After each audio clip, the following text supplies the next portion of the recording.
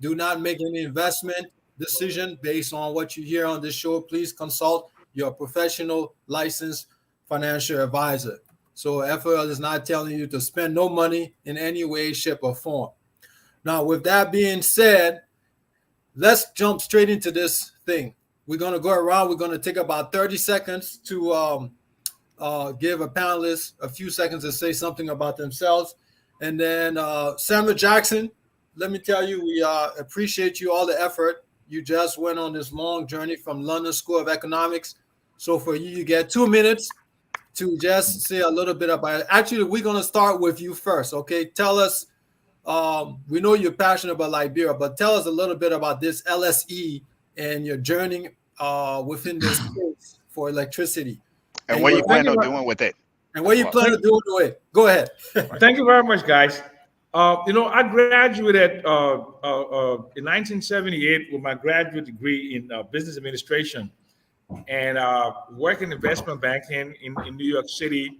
And I was Minister of State for Economic and Financial Affairs. And, I was sick for 5 years with a life-threatening cancer, high-risk cancer. And when I came out of that, I wanted to do something different about my life, to get a credential from a top school so I could go into sustainable development. My background in sustainable development between 2012 and 2014, I was on the United Nations high-level panel that produced the Sustainable Development Goals.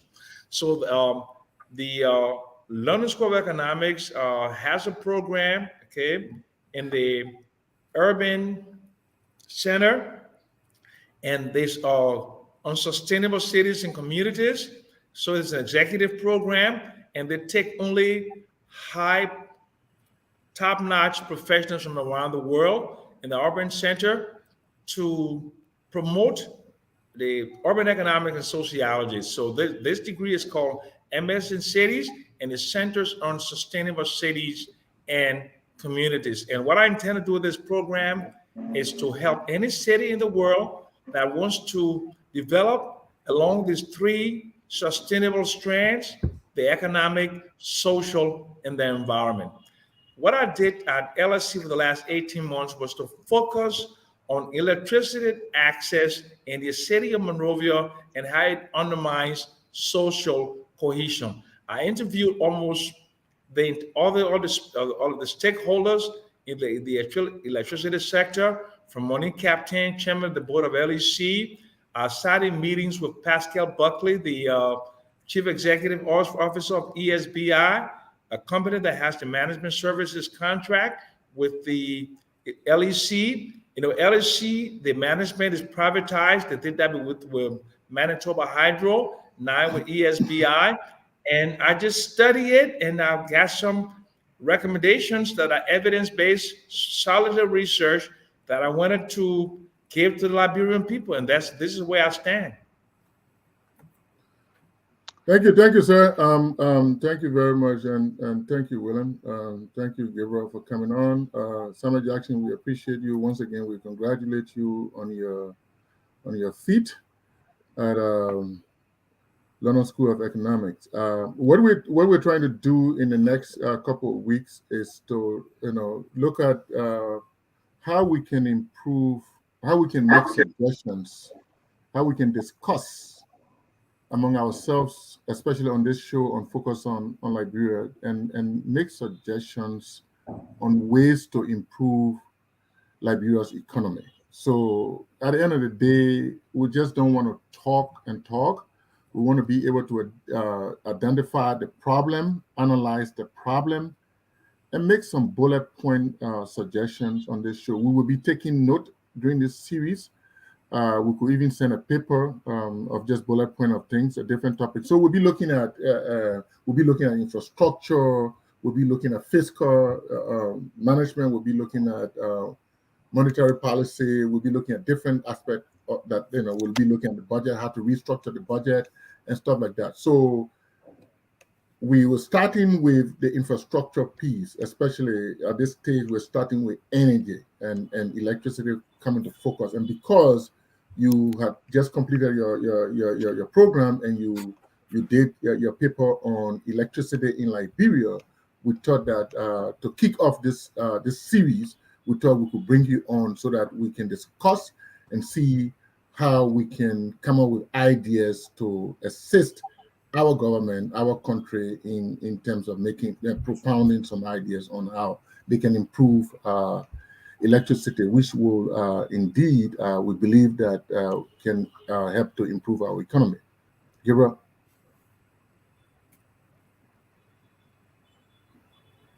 You're on mute, Gabriel. Sam, congratulations again. Thank you for deciding to come on the show. I think what you have just done at this level, at this age, it's, sets an example for all of us, to continue to learn, to, still look for a way to improve ourselves regardless of how, things, or we might think we might be. So I think, this is a worthy accomplishment that I think we all we should be congratulating you on. As Alex said, I think he said everything that we're trying to do here. And, I think this is perfect timing if you want to look at it that way.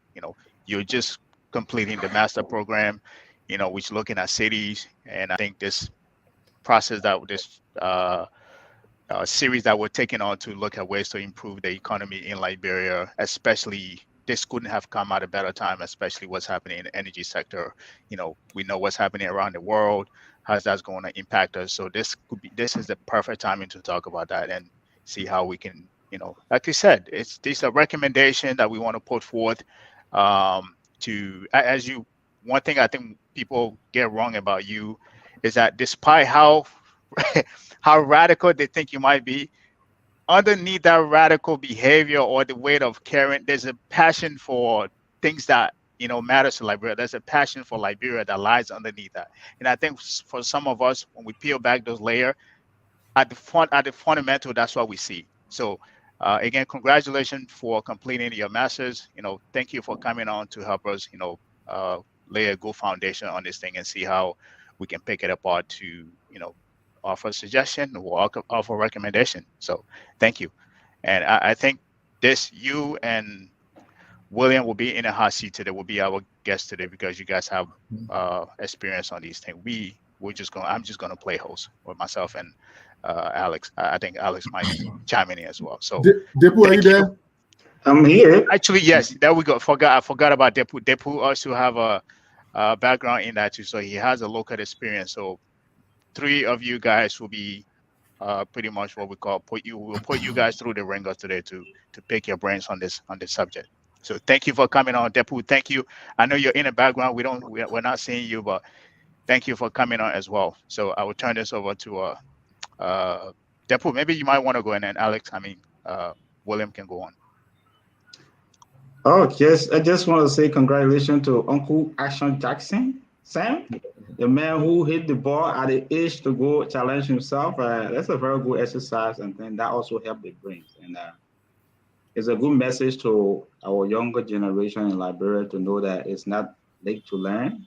Yeah, you can still go and diversify whatever career and pursue other things that can make major impact on the economy. So congratulations. And I want you to just be proud of yourself in your generation. I think while the other people are thinking about retirement, you are making a comeback. So that's a very good history. So thank you so much. And I hope we'll have a good time in discussing this, what we call binding constraint to development in Liberia, which is energy. Have a good day.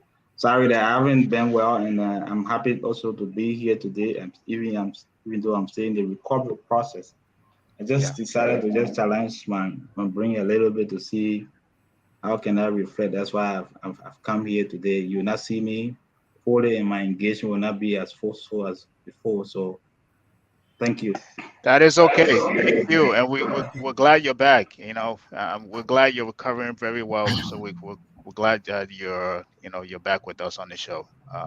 I think you have a lot to offer. So since we're talking, you have a lot to offer. So I think William. Oh, thank you very much, Alex. I think you might. Okay, you're back on. Go ahead, Alex. Yeah, since we're talking about to improve Liberia's economy, let me ask. My teacher in fourth grade used the word ABCDelic. I don't know what he meant by that, but let me ask an ABCDelic question. How will electricity or energy, in this case, electricity, contribute to Liberia's economy or economic growth, if you may? Samuel, right? How does Sam? electricity, especially reliable electricity, contribute to any country's economic growth, especially in this case, Liberia? What if, can you guys give us an overview of the energy sector in Liberia right now? Then we can dive into that. Like, what do Yeah, you guys okay. see? Right. Well, first of all, thank you very much. The overall energy sector in Africa, you got 650 million Africans without access to electricity. Okay. And countries, there's a whole range of limited access to electricity, ranging from a high of 94 to 95% in South Africa, Kenya, La Cote d'Ivoire, to as low as 12% in Liberia. Electricity is the lifeblood of any economy. It powers our economies in terms of production, in terms of the value chain. It improves the percentage of manufacturing to GDP. It does agro processing, and in the services industry, it powers the hotels, the refrigerators, and of course, in terms of social cohesion, uh, for simple things like students turning on a computer, powering a laptop, a charging a cell phone, or cooking on a stove. These are all basic necessities of life that are taken for granted in the global north. But in developing countries, electricity access is still a very significant problem. And electricity is one of the two binding constraints to economic growth. And I believe in 2013, the Liberia Constraints Analysis, which was written by the Millennium Challenge Agency in Liberia, headed by Monique Captain, which is the precursor to getting Compact for Liberia, they made out that there were two binding constraints to economic development in Liberia: electricity and roads. They found out in Liberia there was only 5.9% of the roads were paved, and at the time we had less than 5% electricity access. Most of the businesses in Liberia, 90% are powered by generators. Generators are hugely expensive. The the cost of electricity, or rather for generator, is more than like $2 according to the World Bank. So until we can solve our electricity problem, we can improve the electricity penetration and provide access to a significant slice of our population, or we'll be continuously a very poor country with limited access to the international system, with limited improvement in economic empowerment, with limited improvement in agro processing. You cannot develop an agro industry with the limited electricity penetration that we have. So Liberia needs to do something. And as we go along, I'm going to give you a background onto where we are, how we got to where we are today. I know some of you would disagree, and I'm not going to try to apportion blame, but I think it's important for us to understand the history of this limited access to electricity currently in Liberia. Over 19 years of a democratic dispensation in the post-war era. 19 years in the post-war era, and only between 12 and 20% of the population have access to electricity. Thank you. And I hope during those dispositions, we were able to offer some solutions as well. So thank you for giving that overview. Alex, over to you. I think Gabriel, let's allow Samuel to give us that perspective that he wanted to talk about. let him continue. Give us Okay. the overview of where why we have the problem we have. Why? Yes. Let him give Okay, us- great. Yeah. I think it's important for us to understand where we were in 2003 post-war. And of course, our post-war circumstances were brought about by our nasty civil war. So you remember in 1992 in Octopus, the National Patriotic Forces of Liberia, in their efforts with this octopus to take over the city of Monrovia and to install Charles Taylor as president, they went and destroyed the infrastructure of the country. The hydro was destroyed, and during the period of our war, more than 3/4 of the population was displaced.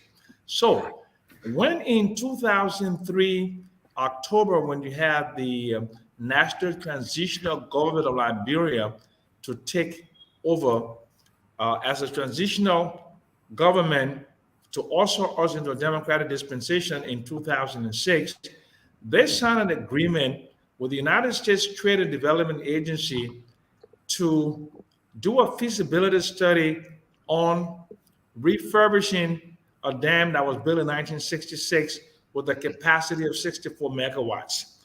So the United States TDA granted us $500,000, but they in that grant proposal, in that grant agreement, they required that the dam could not be built without competitive bidding. So which means that if Liberia ever decided to refurbish the Mount Coffee Hydro, they could not do a bilateral construct with a country like China, like India or Brazil. They will have to do international competitive bidding. So in 2006, when Madam Sirleaf took power, the American government, sent a delegation, and I believe Nancy Pelosi and others came to Liberia. And you remember the phrase, small light today, big light tomorrow? Yeah. Because we didn't have the hydro, they decided to give us some money to build a HFO plant, which is the Henry Luke plant on Bushrore Island with a 38 megawatt capacity. That was just a stopgap, haphazard development. And it was also heavily politicized because the foundation of energy access has to be broad-based in terms of it has to be a combination of solar, it has to be on-grid, it has to be off-grid, and also has to be thermal, solar, wind, and all forms of energy. And then you also have to build the technical distribution, the transmission and distribution system. They didn't do that. What they thought to do was to refurbish the old transmission and distribution facilities with the old substations that were built around Monrovia. If you remember, Monrovia grew inorganically. The population of Monrovia was about a couple of 100,000 in 1989, but because of the war and the massive displacement of the population, Monrovia had a population of 1 million. And by the time we did the census in 2008, the population of the country was about 3.1 million. And the electricity demand for the country was between 500 to 700 million megawatt. Now, my question is always, who sat in a room and who decided to refurbish a 64 megawatt plant that would not meet the electricity demand of the country in a system that was not scalable, it was not investable, and it used the old LEC, Liberian Electricity Corporation. So that is where we are. So if you remember, we signed a compact with the Millennium Challenge Corporation where they provided 257 million United States dollars. Yep. The Norwegians provided another 100 million. So you have $357 million to refurbish a 64 megawatt dam. They increased the output to 88. But if you look at the rule of thumb in Africa, with the installed capacity of a megawatt will equal 1 million, this was the most expensive dam in the history of the country. Then they started off something called the Emergency Power Program 1 and Emergency Power Program 2, where they sought to improve distribution to the rest of the country. But guess what happened? In doing that, they used the old LEC facilities, and they also brought in some chicken wires from Ghana. They brought in some poles from Ghana, and they try to do it, but they've invested by 2020 $1 billion in the production, transmission, and distribution of electricity in Monrovia, and electricity penetration is still between 12 and 20%. And in the rural areas, electricity penetration is significantly very low. So that is where we are. So the LEC, as we look at it today, is technically deficient. It is chronically illiquid. It is unable to solve the electricity needs of the country. So what do we need to do? There are some things I would need to do, but as we go on, I will give you my recommendations, but I just want to give you in a nutshell what the current circumstances are. Alex. Okay, thank you for that overviews. But we have that situation, okay? So and attempts have been made, by our government, Liberian government, to try to remedy that situation. But are you also aware that one of the plants that you're talking about, there was a situation of one of them got burned, right? Mount Coffee was totally destroyed. No, I'm talking about recently. I'm not talking about during the war. No, I'm not talking about during the war. I'm saying recently. What are you talking about? He said recently. I think it was a bushra one or so. Well, I don't know that particular let me situation. comment. I think Alex, this information is that the hydro actually has 4 turbines. Yes. And out of the 4 turbines, 1 got burned. So it's something that they are working on. In addition to the historical highlights that Mr. Jackson gave, one thing that prior to the hydro refurbishing power generation, we have actually 3 locations at a time. You have the Brussels Island, which is a 15 megawatt power generation, and these are all diesel. And to be very frank, it's costly.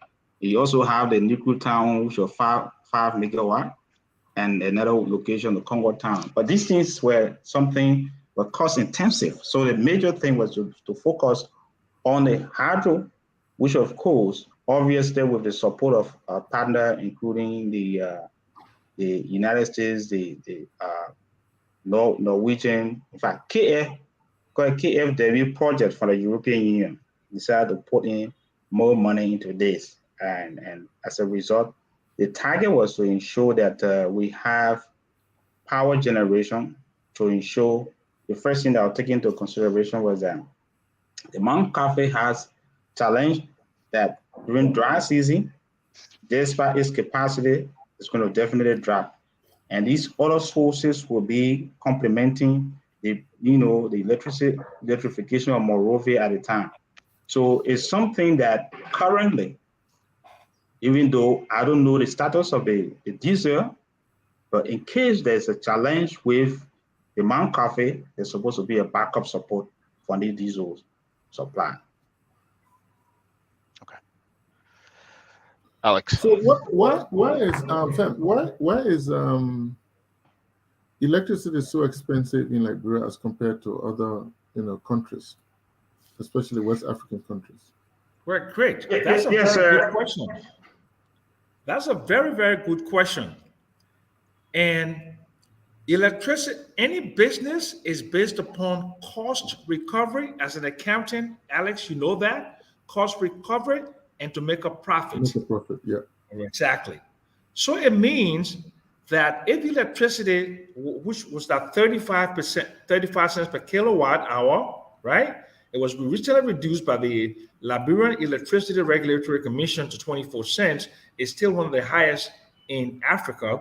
It means that the cost of producing that power, okay, And the cost of administering the LEC in terms of the transmission and distribution and the marketing and the overhead, those costs are very excessive.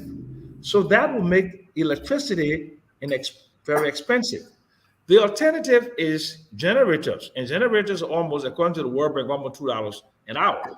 So why 35 cents to 24 cents appears reasonable within the confines of Liberia, it is still very expensive compared to the rest of Africa and the rest of the world. Well, for example, in Ghana, it's about 12 cents, in Nigeria, it's about 9 cents per kilowatt hour. So cost recovery is a problem. But LEC, if you look at the sunken costs that were put into the refurbishing of the dam, $357 million. And it was not done as an investable and scalable business. It was based strictly on donor contribution. So they did not do any internal rate of return analysis or any economic rate of return analysis. They only did a social rate of return analysis in terms of what electricity access would mean for social economic development. And that's not how you run a business. A utility is supposed to be based upon cost recovery and profitability. As we speak today, LEC is losing $50 million a year. The 88 megawatt at Mount Coffee and the 38 megawatt at the Bushra plant, it's a total 126 megawatt.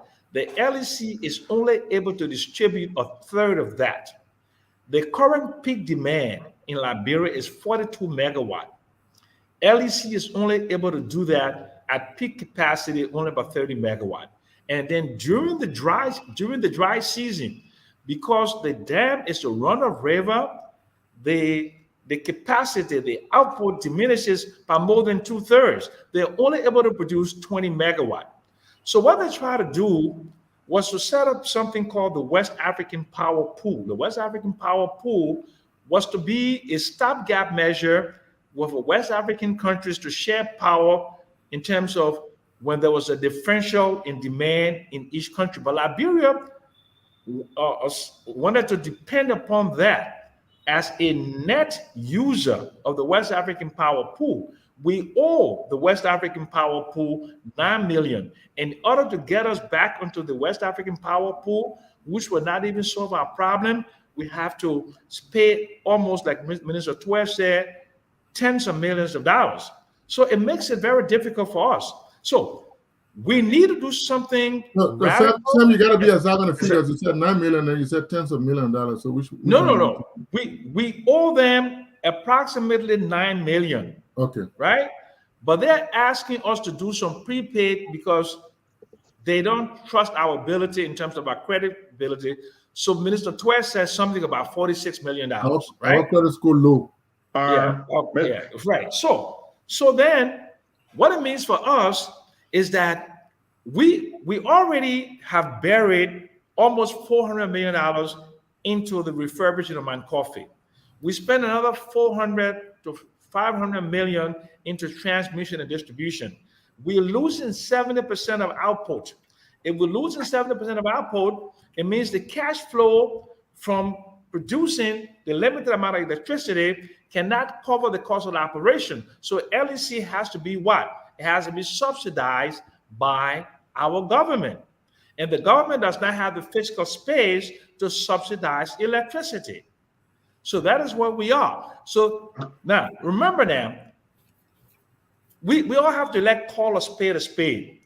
For engineers to sit down in a room and decide that to refurbish an old dam that was commissioned in 1966 as to be the fulcrum of your energy policy, something is significantly wrong with that, and it was all geopolitics.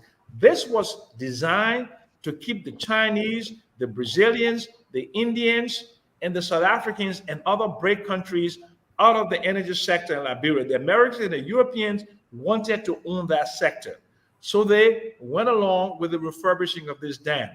Right now, LEC, as its structure and position, is unable to appreciably meet the country's power needs without reforms, and we have to unbundle the upstream and downstream of power production, transmission, and distribution. And that's the way to go.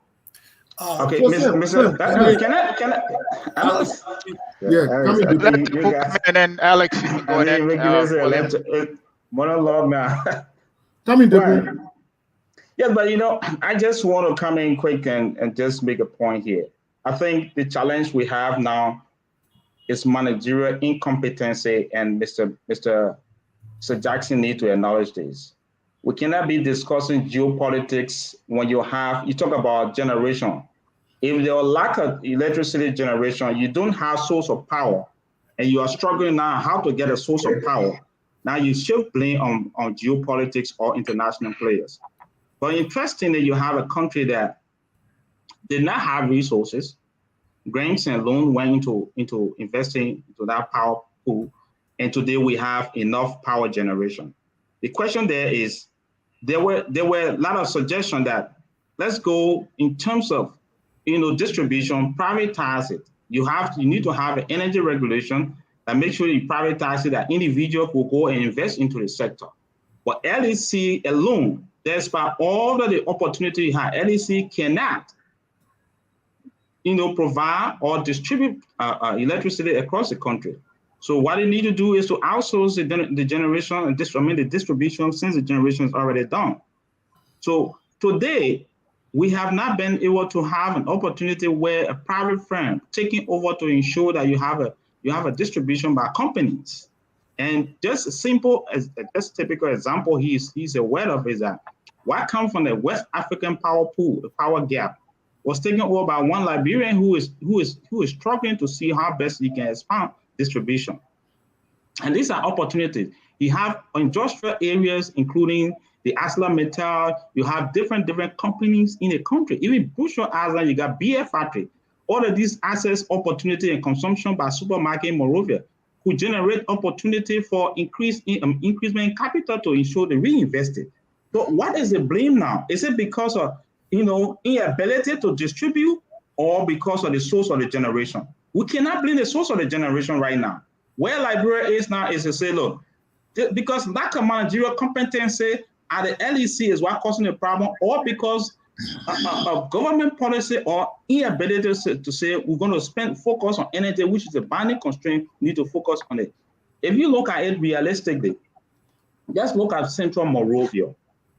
Central Monrovia, in the assessment done realistically, you have power theft. Why there's power theft? If you are shifting blame on the source, why there's power theft? People demand it. It's a lack of demand. I mean, there's high demand and lack of supply. Right. So lack of supply. So therefore, you are seeing people are striving and craving for power. Then you ask yourself, if you have a market where there's high demand and low supply, what do you do as an investor or a provider, as a government? You don't expect for, in the United States, major utility like electricity and water, privatization is something that's called sharing. You expect Liberia to have a power generation that is privatized, that private individuals say he make the decision, and at the end of the day, he's going to have a market.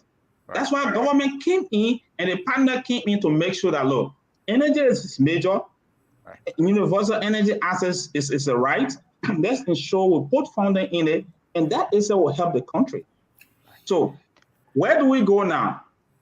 What is important, and I think it was very good job for him to have done his research, will be that, look, how do we distribute? It's almost like you have your children in the home. You say you're going to have a feast, and you prepare the food. The kids are sitting down waiting for guests to come. And in the end, some of the guests are telling you, say, I can't come, I won't come, I won't be able to make it. But you're still waiting and they're hungry. What are we waiting for? You got besides the Mount Coffee that is generating 88 megawatts, and you got 38 megawatts around Monrovia. Now you got CLSG that also producing 19. They are now giving 19. And what do we do with these? We have surplus in terms of generation, but we lack the capacity to distribute. Do we need LEC? The question here now is that, do we need LEC to monopolize this whole market? It's almost let me just come in quickly, okay? Telecommunication. When LTC was in the telecommunication, it was difficult. Giving room to the GSM company, it created access. And today new technology came in. So Sam, please take about a minute to respond to that question. Then I want to go to Alex. Please. No, before I cannot disagree with him. Let Sam. Yeah, go ahead. Then he's very correct. And then we'll go to LEC is incapable of solving the distribution problem because of the inefficiencies within LEC. LEC has a management contract, has had a management contract with international operators since the dam was refurbished. Manitoba Hydro International was the first company with a management service contract. And in the management service contract of Manitoba, the government of Liberia and the donors insisted upon some key performance indicators, reducing power theft, increasing electricity access, and other key performance indicators. They were not met. So the Manitoba Hydroelectric International, the contract was canceled. Now they have ESBI, which is an Irish company. The Irish company is operating under the same business paradigm. It is not reducing power theft. It is increasing electricity access by the number of customers up to 130 million, but there is no reliability of electricity to the customers, and the cost is still very, very high. So the donors have not done us well. The Liberia Electricity Company is moribund, it is bankrupt, it is inefficient, it is unable to solve or improve electricity access reliably. People will pay for electricity even at a high cost when there's a degree of reliability. Right. Thank you, Sam. And Alex, you can either respond to that, or you can pose a question to Depu or to Sam. So thank you, Gabriel. You guys listen up. I'm gonna come in too. So after Alex, I'll give you. Go ahead, Alex. Go ahead. Go ahead. I think I was about to talk first, but I think Depu kind of answered the question I wanted to answer. Right? I wanted to ask. So you can add to that. And Sam Jackson said a lot as well. So the question I wanted to ask was, and I'm putting the answers in context, was that it seems as though we have all these different, even though I would later on read a comment posted on Front Page Africa by the guy called William Pade or something like that, right? Pade, who says he's an electrical engineer. But it seems as though, in the absence of what Pade is trying to say about building a hydropower plant on Kavala River and all the different rivers, it seems as though we have some appreciable amount of power generation right now. We have the Bushra plan, we have the West African power pool, which is a stopgap situation. We have the CLSG, which is the Cote d'Ivoire, Liberia, Sierra Leone, Guinea interconnected project, which have built power plants in Liberia already, which is feeding places like Nimba and Grandjide and other places. The question remains is that why and how? Why are we not distributing this electric power that we have? Right. And how can we go about doing that? Okay. So that is a great question. Alex, Depu, hold on. William, can you come in to either answer that question, and then I will give Depu and Sam a time to respond to Alex's question as well. Sure, definitely. First, what I want to say is that I think a place where I think I will differ in opinion with Samuel is that I think LEC is doing a great job depending on the constraints that they actually have. I think they're actually doing quite well, surprisingly. Now to your point, I think distribution, transmission and distribution. William, William, I hate people to make those kind of comment and they don't give the background on why they say that. Yeah, No lying let him land. Let him land. We're not hitting here. Let him land, and then you can ping him on that. You can counter him on that. Don't worry, we got time. But one of the things you actually mentioned, right? So most people don't really understand the high capital cost that goes into a transmission and distribution line. It's very high to actually build. It's very expensive, and globally, it's a very competitive market for the laborers and people that actually do this kind of work, and for your materials and so forth. And transmission and distribution lines are a matter of actually security, and so putting that into the hands of a private entity, there's a lot of hesitancy there. And so what we actually face is that we're looking at distributing power that is in abundance during the rainy season, not just only in Liberia. Right. Ivory Coast has a great rainy season, and they have a lot of hydro as well, right? So during those times of heavy rain, the question is there's a lot of load on those lines. So why are you putting more load during the rainy season when we have a lot of load? So our climate creates a huge challenge. Now, during the dry season, then you're constricted, but you can use hydro during the dry season, not too much. Mm-hmm. And so we don't have an alternative source, which is really another source of kind of generation. Right. And when you're looking at the private players that look at the generation side, right, the numbers simply don't pencil out in Liberia. However, what they're doing is that they've jumped to Ghana and they've jumped to Ivory Coast. And in those areas, they've been able to successfully attract huge private donors, huge private investors to kind of go ahead and start building these power plants to provide. So to answer your question, that's why with the transmission and distribution, we simply constrict it because we have no ability to dump that amount of hydropower in the rainy season into the line. But yet you say LEC is doing well. Yeah, thank you very much. Thank you for thank you. Go ahead, Gabriel. William, thank you for responding to that. Alex, would you like to differ with him? Can you take 30 minutes to either counter anything that he said? No, and then I just wanted to understand why he said I can do 1 minute. 1 minute. I can answer that 1 minute. Why? I just want you to give us the background. Thank you very much. Yeah. So when you actually look at LEC and what they're actually going out to do, let's just look at from 2005, right? So really, what their mandate is in the context of Liberia is to just ensure that you're able to build transmission lines, able to get your generation stations that you have available working, able to build customers, able to look at ways you can do billing a lot better and so forth. Now, to that point, they've actually done it. And we're not even talking about Ebola, right? We're not even talking about the Ebola issue. What they're actually faced with is that they do not have the necessary capital investment to actually do a lot more.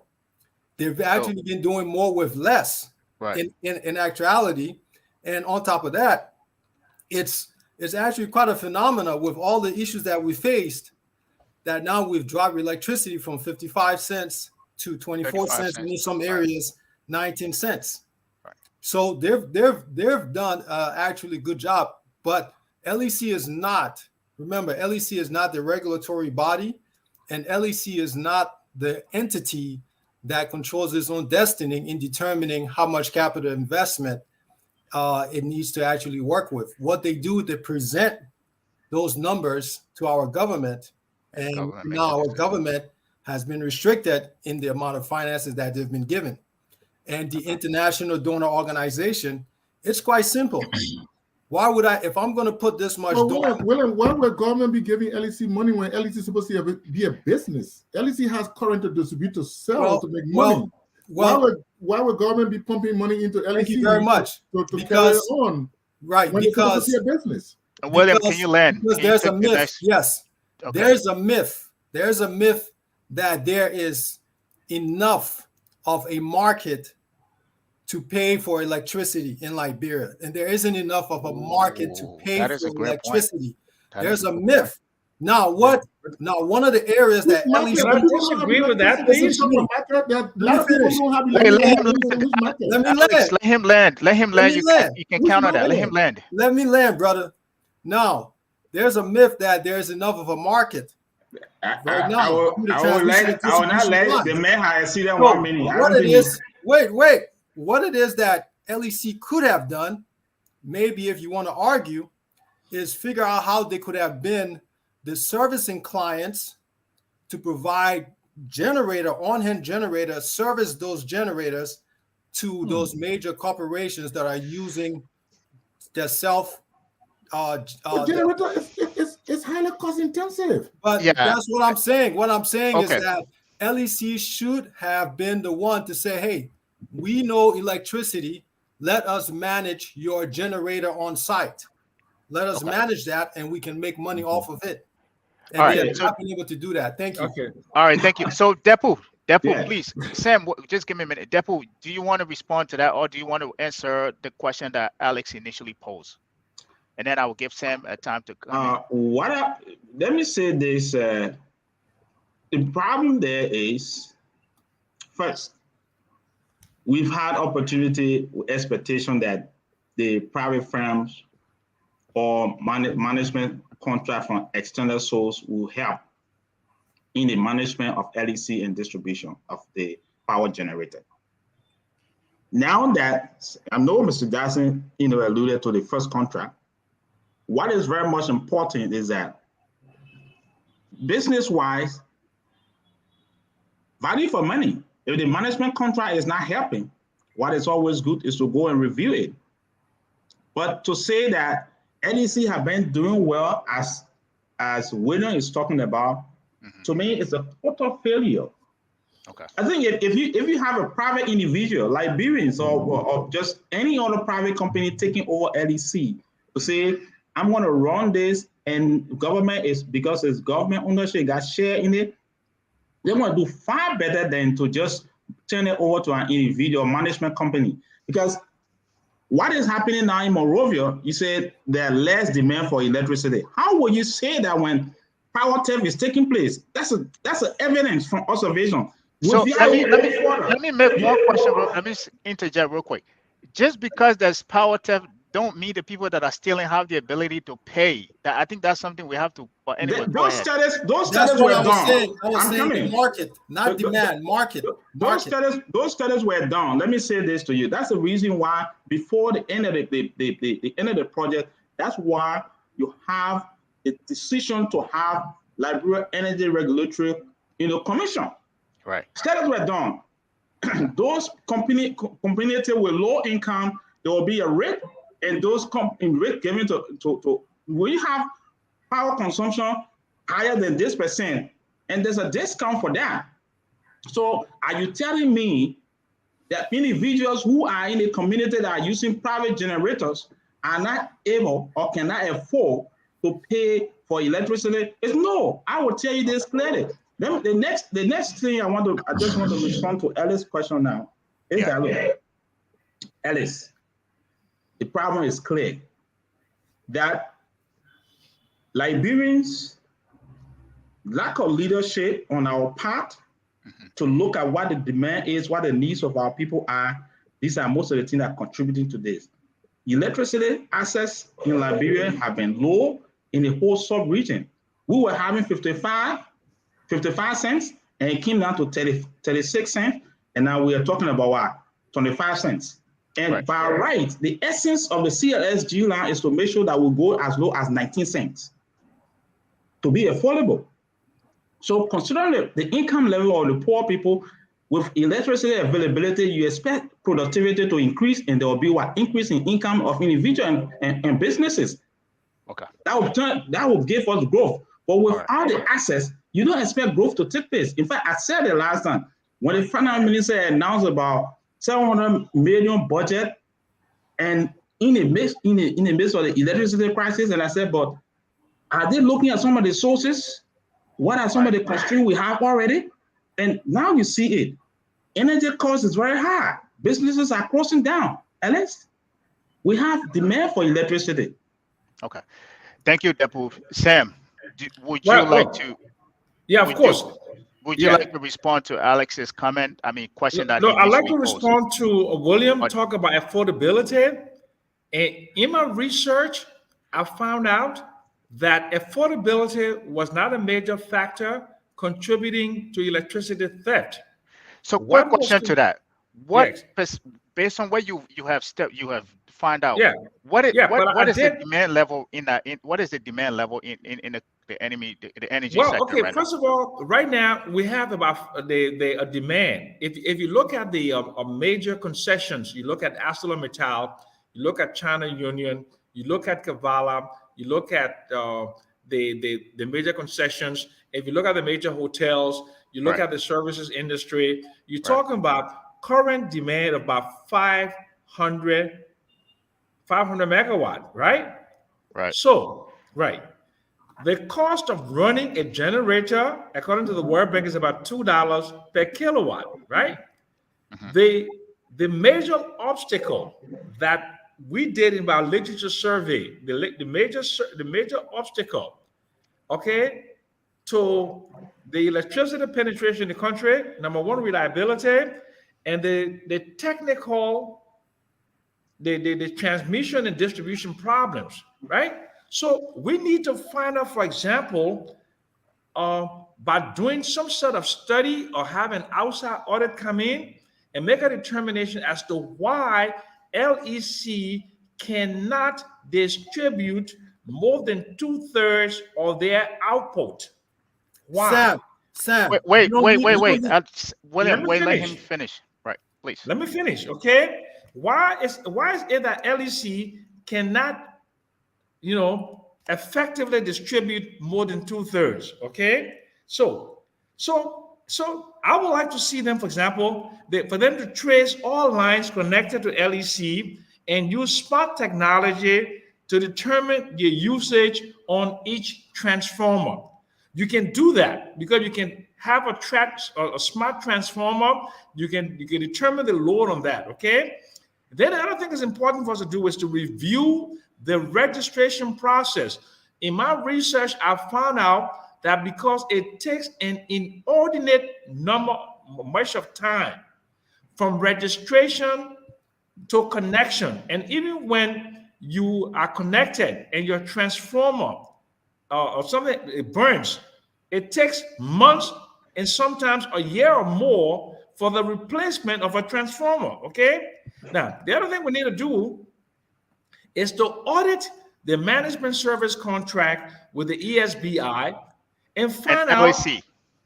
yeah, and then find out whether they're meeting the key performance indicators.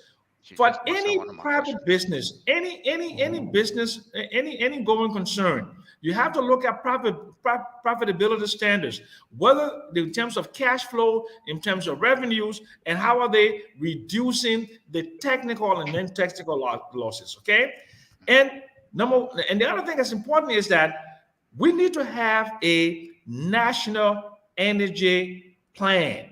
There was a national energy plan, but that national energy plan is not robust enough. Okay, it is not town bound, and it does not conform to the Sustainable Development Goals number 7, which is sustainable energy for all. Okay, and then we need to have a myriad of energy uh, output, whether it comes from thermal, whether it comes from solar, whether it is on grid, whether it is off grid. Okay. Then we have this community power electricity. People with generators, they're selling electricity. As you know, Alex, you live in Monrovia, and you know they have these community stations. Okay. Now, to solve the problem with the geopolitics, Ethiopia did a very good job. What Ethiopia did was they recognized the geopolitics and the dynamics, international dynamics of power production. So what they did was they went to a consortium that was composed of the Europeans, the Americans, the Chinese, and others. We need to find a way now in the unbundling of power production of transmission and distribution. We need to find a way of getting private sector investments in there. But to get private sector investment in there is geopolitics involved in that. So let's get all of the countries that have interest in Liberia or that have commercial interest to see how they can form a consortium and they can be part of the drive to improve electricity access in the country. Those are some of the things we need to do. Thank you. That- Alex, go ahead. And Yeah, this- I have a question. Okay. In fact, I have 3 questions, but I will ask one at a time. Now, there's been this talk about power theft and power theft. The last time On my show. we passed a law, we enacted a law, and that law was approved regarding punishment and other stuff, and penalties and other stuff for people who engage in power theft. Now, to give a context to that, like Sam said, yes, I lived in Monrovia, so we have a situation where transformers, community transformers, LEC transformer continue to burn in communities, and sometimes it takes months and months to get that to replace that transformer. And some of the reason is sometimes the transformer gets overloaded. That's why it burns. So what is causing the power theft? What is costing the overload on the transformer to burn? Right. And how this can be fixed? That's one question. Okay, thank you very much, Alex. I think Liberia's problem has always been the issue of implementation or enforcement of policy and laws. They came up with the power theft law saying anyone who is involved with this will be dealt with. But in my own search for the LEC, you realize that the same way the Anti-Corruption Commission and what you call Financial Intelligence Unit are sitting in Liberia and corruption increasing, it's the same thing with LEC, power theft law. Because interestingly, you check the power theft are all linked to bigger hands, and therefore it's difficult for LEC to go ahead now and prosecute. Realistically, you check, go and do your inquiry from some of the technicians. Interestingly, I subscribe to LEC. I've heard the statement somewhere, but I didn't want to make it on air. But I've heard that. You're not making it on air because the technicians told me, and I decided to go to LEC. Well, how best we can do it? LEC clearly, you don't. And I can confirm that. You cannot go to a community and say the community people are actually stealing the power unless it is brought by somebody. Right. So there should be a source of the theft. Correct. So if the government is ready to make sure that bigger hands, people who are linked, that some of the supermarkets are also linked to the same power theft. How are they doing it? Because this is the same connection. So we need to get rid of it. Because this honesty and integrity issue is costly. It is very costly. So it's getting expensive for the country. You go in the community when today you have problem with your transmitter. The community people, we have to pay money to call LEC technician to come. Imagine that for the office. And you also have to pay the technician because he's not assigned there, he's somewhere else because of many calls.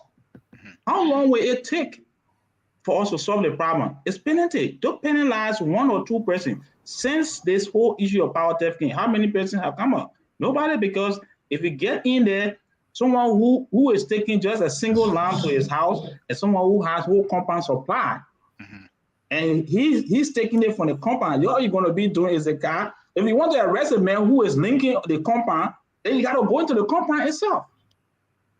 In Liberia, where we say if you hold a rope all the bush, right? So all the bushes are standing. And that's a constraint that we don't need to say. That's the reason why you need to have. There's a young man. I need to his name. He has a program. He had a community NGO. he started this, the power theft. When the government announced this, he decided to put a community vigilante team together for power theft. And I listened to his program clearly, and I admire him. In fact, I wanted to take him to my class to discuss about community development intervention from bottom up. And they decided in Matadi that they will check to see. They got the LEC number and the manager's number or the supervisor for the area and say, okay, give us the names of those who are actually LEC customer. And those who are not LEC customer, it will go after them. Right. Because if my light go or it means someone is stealing. So neighbors who really have illegal connection, they went after them. I think they were doing well, but against a small group, and such a thing will need political will and guardians from the higher up. And that's a very good sample. And when I listened to him, he was very passionate. And they did well to bring electricity stability to Matadi for some time. I don't know whether their program is still running, but they went from door to door. Are you LEC customer? And they took their name. Everywhere they got LEC, they took the pool name, took their number. If you got a meter, they want to make sure they match it, whether it's from the headquarters, from the head office. Right. It's a simple thing that the company is supposed to be adapting. All right. Thank you. So we can't be wasting our time and say, how do we fix the power theft? You need to go to the source. All right. Thank you. Alex, can you come up with can you ask the next question? William. Yes. Maybe I'd like for William to take a shot at two questions here. Okay. He should take a shot. In the hot seat, William. He should take a shot at the power theft question and also the service provision part of it. That it takes you months and months, if you will get it at all, it take you months and months for somebody to get show up connected to LEC. You will apply, you will go there, you will do everything, you will sweat, you will put money on the table, it will take you time for you to get LEC. Even as the head of the entity, I remember once we had a situation, back and forth. So, William, why is power theft becoming an epidemic in Liberia, if I'm correct? Correct me if I'm wrong. And why is people getting on the power grid? The existing power grid is so difficult. Right. Thank you very much. So, to your first question, why is electricity theft? That's not just singular to Liberia. That is globally, where there's an opportunity. We're speaking to Liberia right now, so I know we're speaking specific to why Liberia. What I'm saying is that electricity theft doesn't just happen in Liberia; it happens everywhere. And the reasons why those are happening and so forth is because there's an opportunity. If I can get something for free and I know how to go and get it, that's what I'm going to do. I'm going to go ahead and I'm going to try to actually do that. Now, the reasons why those are there's police, there's judiciary and everything like that. And that is beyond my pay grade. So for that first question, that's the limit to how I can respond to that. And I'm comfortable with that to say that. I don't know the $1 million answer to that. If not, I'm sure I would prevent it. So that LEC is doing well. So I have a question too. Well, hold on. Let me just finish. I'm not coming in. Alice. William, do you remember?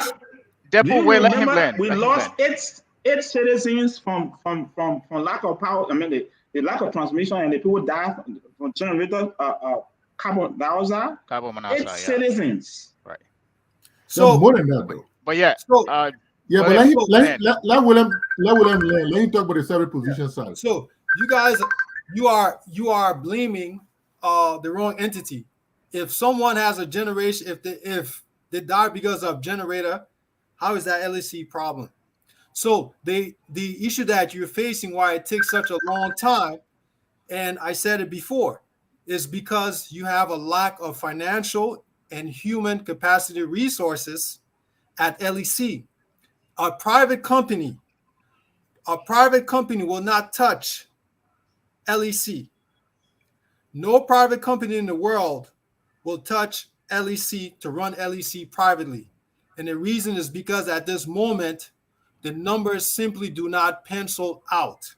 They don't make They don't financial sense pencil for them out to even come in. because there's Right. a huge financial deficit. Even if you have No, 1,000 people William, that that's not want what I'm saying, you. That's not what I'm saying. I say I you said, want why less. does it take a long I time? want That's what I'm less. saying. I go When to I was LEC, in I can't get Liberia, it. I can't get yeah, it left in but, front of my head. That's what I'm but saying. look, Let me speak simple English. yeah, when I was in Liberia, I live on 10th Street, opposite Ahmadiyya Clinic. Well, Right? 30 years ago. No, I was there. I mean, I'm there now. My dad has his home there when I actually go home. We have electricity, right? So the reason why is that you have to lay the lines, and you have to, that's called transmission and distribution business. The transmission and distribution business is very expensive. Most people don't understand that. It's very expensive. And you have these delays. William, there is light already in the area. But There is that's light what I'm already trying in That's the what area. he's There's a saying, to transformer. distribute it. I want my house to get light. Alex, listen. I'm finding it difficult. Listen, if I have only 5 technical people on my staff that knows how to climb up the pole, that's not going to get electrocuted, and I have them spread out all over doing other work, what makes you think that your place will now wait many months? Oh, okay. Let me come in, Alex. Good answer. Alex is doing well. I have a question to all of you. I have a question to all of you. Yes. I have a question. And this is something I've been wanting to know, right? So I've heard about managerial incompetence. I've heard about the market not being available. But we have LEC at the foundation, at the crux of this problem. My question here is, has anybody ever looked at the mandate of LEC in terms of what their mandates are, in terms of what they're supposed to do? And has anybody reviewed them on what, even if there's clauses in that contract, whether it's 2 years or every 5 years or 10 years, to say whether these people are meeting their mandate, and if not, how can we change management to put a better management in place? Yeah. Has anybody ever seen that contract? Gabriel, this is a very good question. Let me say this. I'm sorry. 2 minutes. Let me 2 go minutes back. each person. When we went, then after that, we can go to comments, please. What is important for us to do now is to see whether LEC should have 100%, control over electricity distribution and operation in the country, or we can now say, look, let's open the market. LEC, you should be responsible for what you have, and you give the other shares to private firm. That's the reason why you have the LREC. And LREC is supposed to be doing that. The next thing that one of the proposals is clearly in the PAPD is that we should be able, all the SOEs, this is not only to LEC, the state-owned enterprises should be given performance quota. And that's as a way of contributing to growth, because if a firm if the SOE is receiving subsidies, and you give them a target and say, if you perform at this level, at this output, you're going to be receiving this subsidy. Based on this, the commission will go to you for this. And from there, once you pass the target or you reach the target, then you reduce the subsidy and use the profit and increase it. So that itself is rich. That's one of the things I said. If people are reading, the reality there is that almost all of the state-owned enterprises get free money. There's no growth, plan or growth expansion indicators for them to look at. And they at the end of the year, what are you contributing to the budget? No one see that. So these are things that need to be done clearly to make LEC, not only LEC, water and sewer. This thing we're discussing LEC because people know water, people are affording water or digging, but you go there, you pay for water service, you buy the pipe, you do every installation, you do it, and in the end, it's not available. If it is available, there's a problem, you cannot get technician. So we need to see how best to revamp the state-owned enterprises, giving some leverage to privatization, and in terms of how they can compute with individuals. Thank you. That's a brilliant answer. I agree with that. Thank you. Sam, would you like to respond to that? Okay, question? Look. The question, I don't know, have you heard the question? Did you hear the question? right? Well, The question that I pose okay. is, if we're having all these problems where we have, customer, whether the market is not there, there's managerial problem, there's a privatization problem that is there, and we have LEC at the cross of this problem that is happening, whether their inability to be able to distribute electricity to the rest of the population there. Has anyone reviewed their contract, whether it's their mandate, as to what they're supposed to do to solve this problem? And if so, has it been reviewed, whether on a every 2-year basis or 5-year basis or 10-year basis, to see if they're meeting those performances? And if not, then in that case, then the government can, or if it's owned by some private entity, then the private entity can look for new management to replace them. But has anybody seen the mandate that is given to LEC in terms of what they're supposed to do in terms of securing the energy problem that we have in the country? Okay, look, let's just be very clear. There is a demand for electricity in Liberia, and there is the issue of affordability has been solved. So let's just get that very, very So we clear. take that out of the question, right? Okay. Yes. Okay. Because if you have like Metal Steel, they're using private generators. If you have China Union, you have the restaurants, you have the hotels, you have all these service industries, and you have government ministries. The issue of affordability is off the table. Mm-hmm. Okay. They can afford to pay. Okay. And when it was 35 cents, there was the issue of affordability. Now it's at 24 cents. The issue of affordability is substantially reduced. To answer your question, there is a management service contract with the ESBI, which is an Irish company. And in that ESBI contract, the World Bank and the MCC, who were the what you are, for lack of a better word, the ones who contracted ESBI. There were key performance indicators in those contracts. And it's like any management contract and any management obligation. Mm-hmm. Your responsibility is to what? Improve cash flow, improve profitability, and improve service delivery. Correct. So it is clear by my research that those key performance indicators were not being met. But for some strange reason, the management service contract of the Irish company has been extended. And one of the problems that we have with this electricity sector, that is not adequate stakeholder consultation. Let's go back to the beginning. There was no adequate stakeholder consultation when the government of Liberia and the donors decided to refurbish an 64 megawatt dam. There was no stakeholder consultation. And I was just wondering, who were the Liberian electrical engineers or energy experts that sat in a room and decided that they would make Mount Coffee the fulcrum of a national energy policy going forward. So it means to me, exactly, instead of starting all over. And I understand the geopolitics of it. I know that Sano Hydro came to Liberia and they offered to build 200 megawatt. And maybe Alex heard about that. And I know for a fact that Valley tried to come to Liberia to build 200 megawatt. The Americans were opposed to it. Tennessee Valley, right?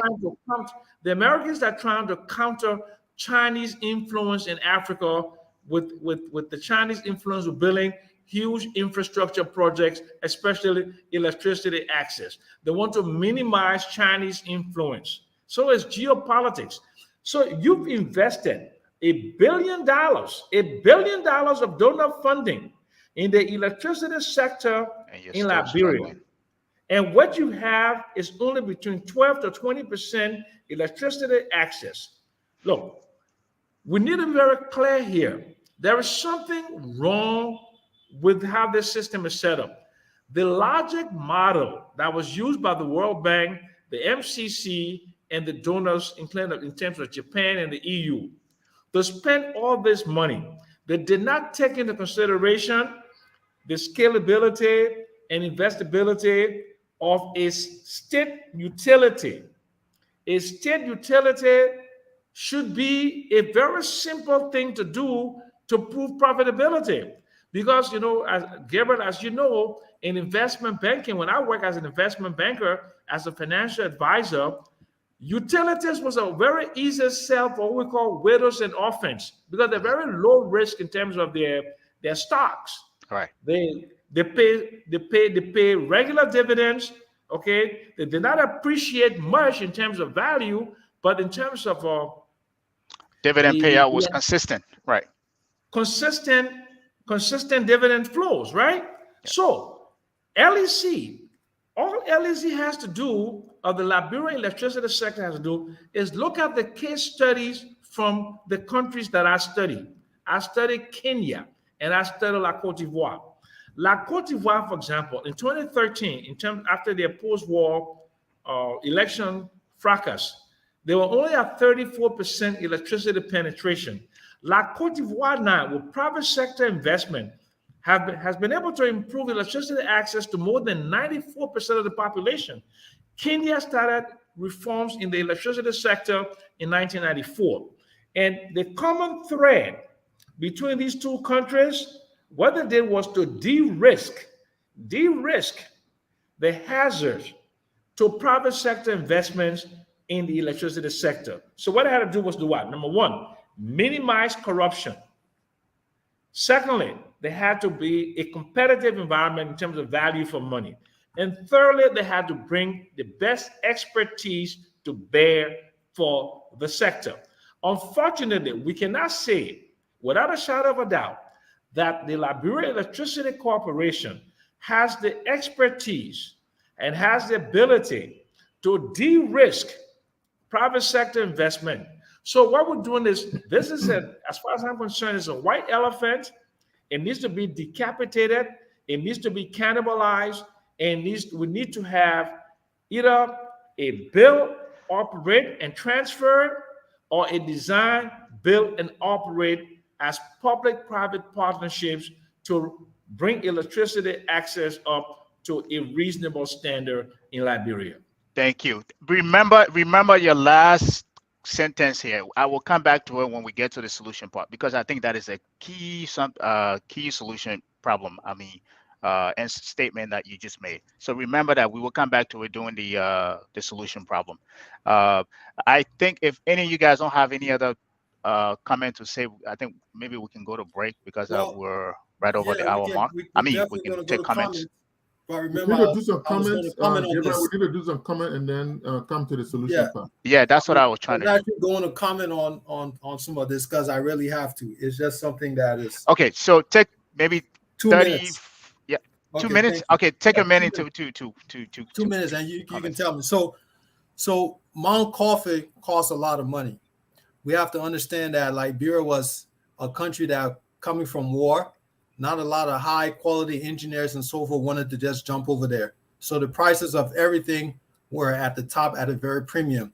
And in the middle of that project, we had Ebola, which paused everything for about 12 to 15 months, which actually moved LEC schedule back those months as well. And then they had a revamp. So that was why that happened.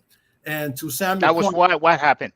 That was why that cost. There was a high cost. There was a high cost to that. Up to $1 billion investment? No. It was 340 million. 340 million. Okay. The other thing, 7 million. let me land. So the other thing was what Samuel Jackson alluded to, and you can't say that is LEC. Geopolitical, that has nothing to do with LEC. LEC is not in that room for the geopolitical decision that the U.S. say, hey, this country is a U.S. country, and we have to ensure that something as important as electricity is under our control. That's not LEC problem. It's not LEC, but that is, he said, for the bigger problem, at the bigger level, that's part of the problem. Right, go ahead. Right. So the other thing is this. LEC right now, quite simply, the transmission and distribution to go to the major demanders of electricity to build the transmission and distribution are millions and millions of dollars that LEC does not have. So I'm talking about connecting to ArcelorMittal, I'm talking about connecting to major minings and the major hotels. So one thing I want to say to that is that LEC should take over the operations of those generators that are at those facilities, because then they can also make some income on that. Thank you. Okay. Thank you. So, Can I come in? yes, maybe 30 minutes, and 30 seconds, and then we can go on to comments. Is that okay? Okay. Yes, thank you. What I want to say is that even though we don't have emphasis on this, but let's take this geopolitics and look at our incompetency as a problem and how to solve the problem. Right. When you have a problem, you face it that you have a problem. If people give you gift, if this thing were given to a private firm to do the PPP you're talking about, they will take them like 38 years or 40 years to make sure that they get a return. This trade is given to you free. You have the opportunity, but you lack the capacity to manage it. One of the things that we shall go back to is that, look, the public-private partnership to make sure that you adapt, whether it's going to be bill transfer or bill only, all of these things are arrangements that will help Liberia grow, which is a good suggestion. That's the reason why I say the PEP, people are not reading it. The same thing with LEC, if you are going to be looking at it, is to let LEC, the government should make a decision now that, look, you cannot be 100% owner of distribution and electricity control in the country. Government should now take away LEC direct control, because look, even the private project that is done, the sample project that is done in Nima with fraud, is controlled by LEC, and they decide. So why will you have that? So all you need to do is to open it. Another thing which is very simple is that government need to know how to spend the limited resources they have. If they are giving subsidy, let me say this. The subsidy should be a tied subsidy. The subsidy being tied, that is to say, look, LEC, you've been having problem with distribution, so since you're challenging distribution, this money will be tied only to transformer purchase. And if 200 transformer will come this quarter, it comes from the subsidy. And no, it cannot be for salary payment. It cannot be any operation cost, or go straight to our investment. That itself, this is a realistic way we're going to reduce the problem. And I'm sorry to say, recently, the COVID stimulus package, the government spent about $5 million on electricity. And they went and put a street lights. If the $5 million were invested in transformer purchase and meter, and we say we're going to get transformer and meter, and on the level wiring, LEC will have the ability to say, you know what, we are going to go ahead now and do the distribution. It's a simple mechanism. All right. So let us do the task.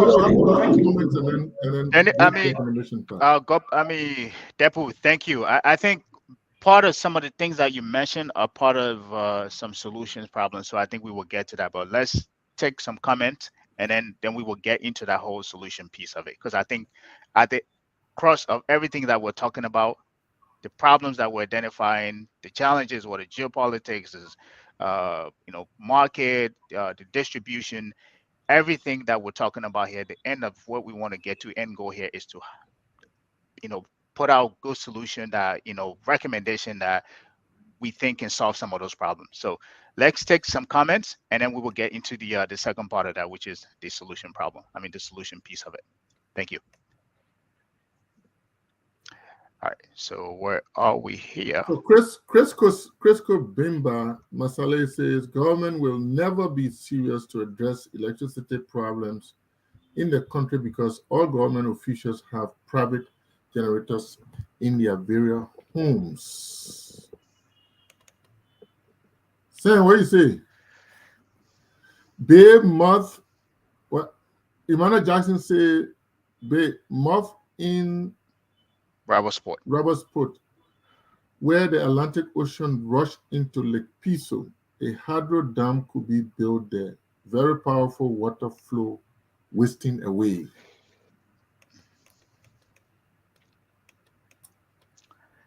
So Mr. Moses trashed the power plant in Ethiopia. I don't know what you mean by that. I don't know what that means. All right. Prince Kalon, prepaid meters can be a useful tool for managing electricity in Liberia. Prince Kalon writes again, prepay or smart metering in all government departments will not only go a long way in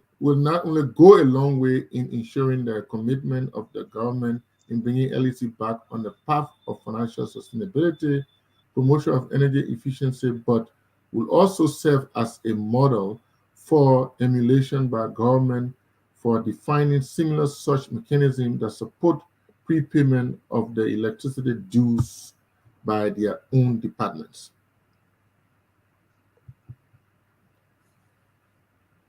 George Telewunda, don't forget we had 110 vote and the old homes were wired for that. Suddenly we came up with 220 vote without rewiring. Loretta Gibson, recommendation on this type of platforms have been going on for decades without any fruition, anything coming to fruition. That's what she meant. It's better you don't talk about it if nothing can be done concerning all the numerous amount ways that are arising around the world almost everywhere.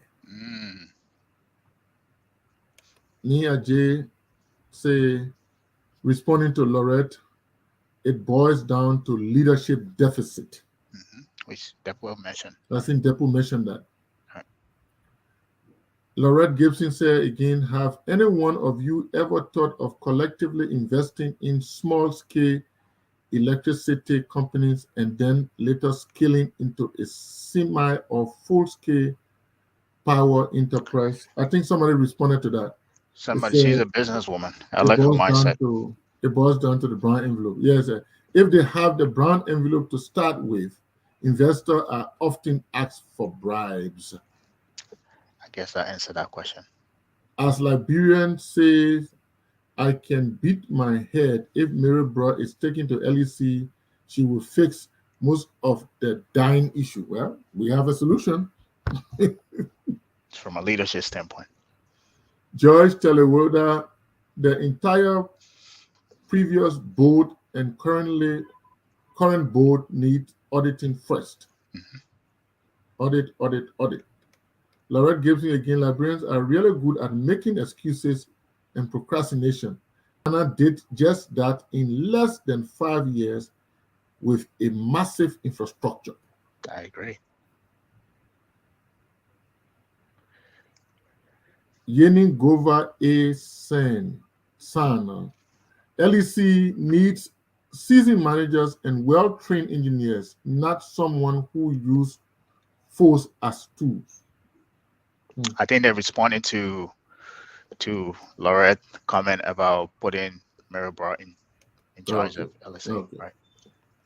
Emmanuel Jackson, Man Coffee was built to supply mostly residents in Monrovia, Cape Man County, only 60 miles from Monrovia. PUA under Taylor Major couldn't connect rural counties. Ellie knew this and didn't take it into consideration.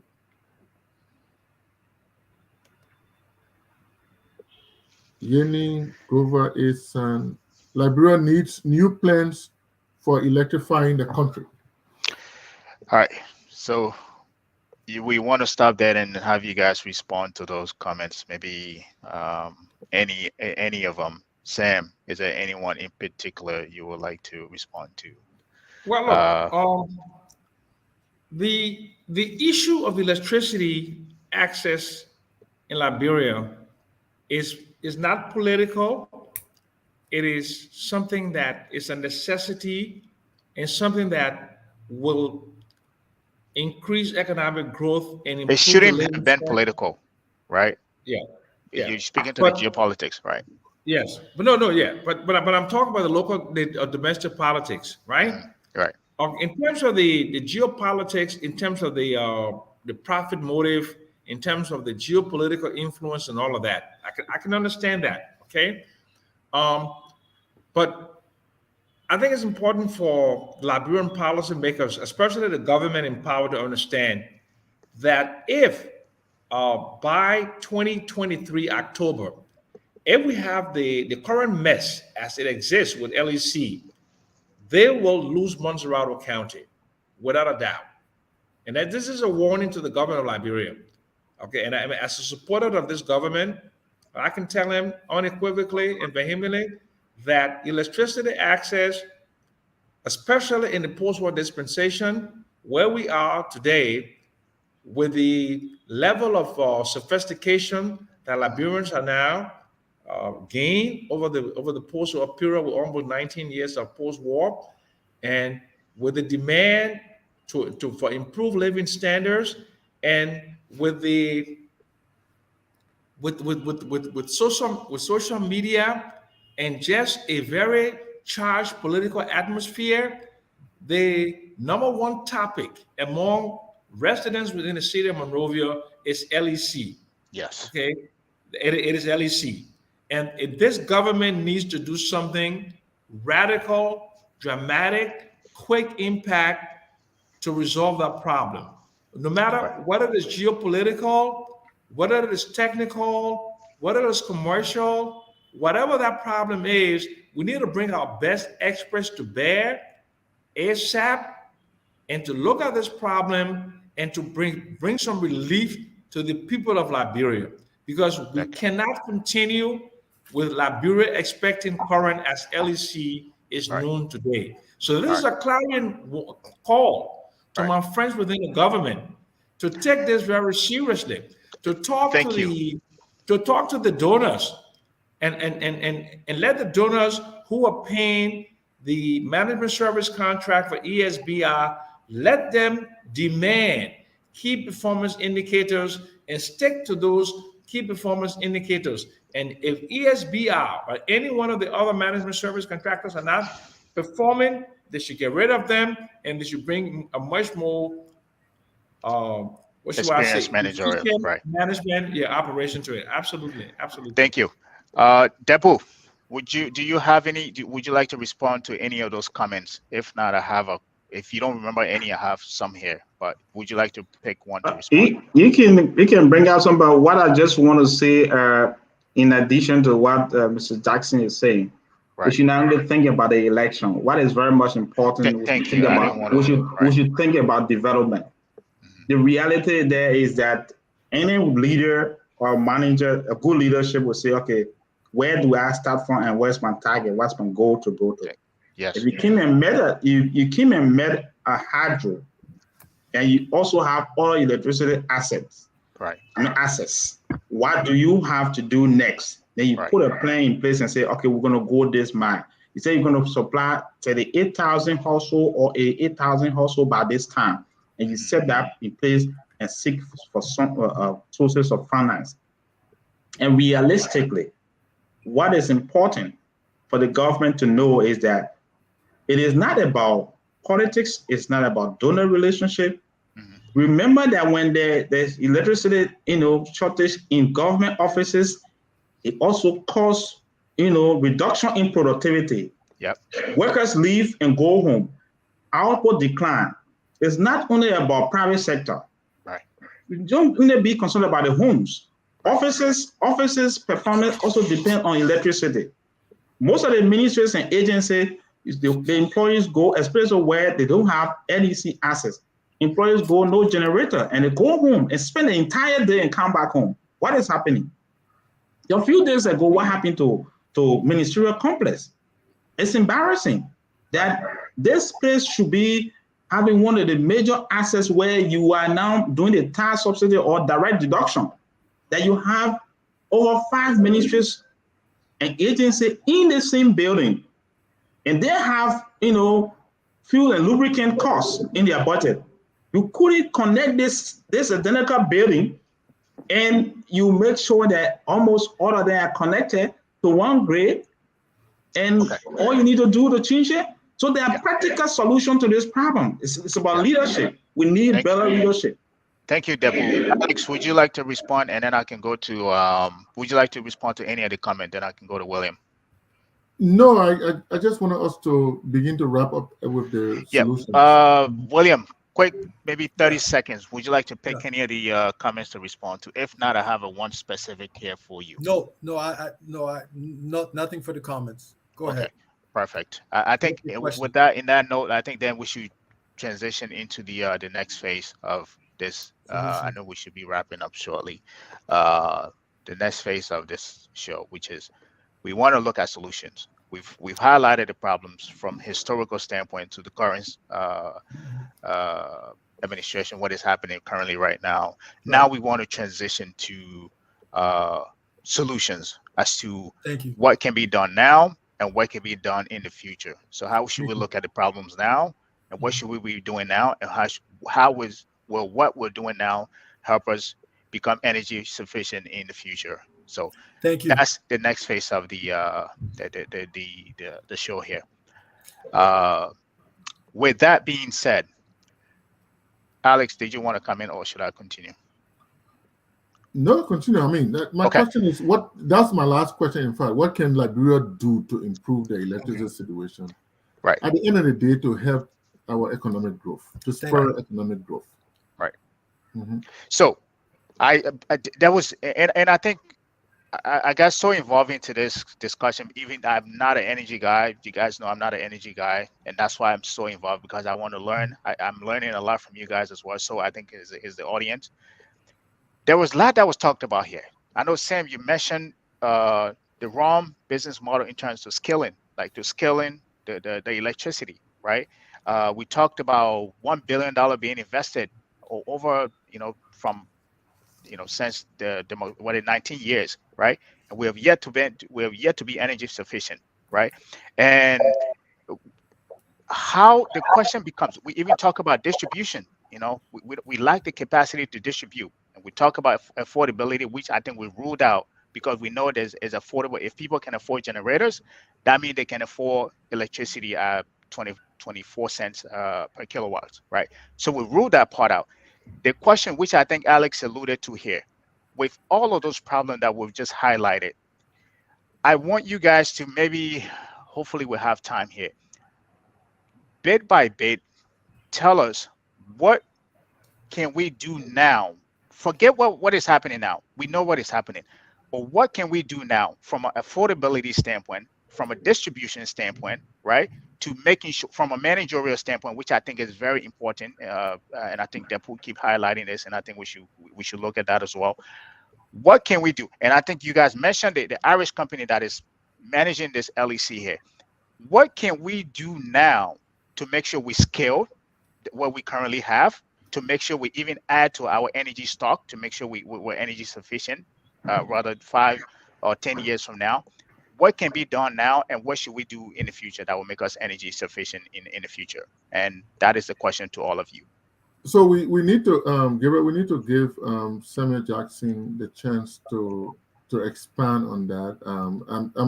The reason is the background of why I'm saying that is to respond to Emmanuel Jackson's question that why we didn't bring an electricity power expert to this discussion.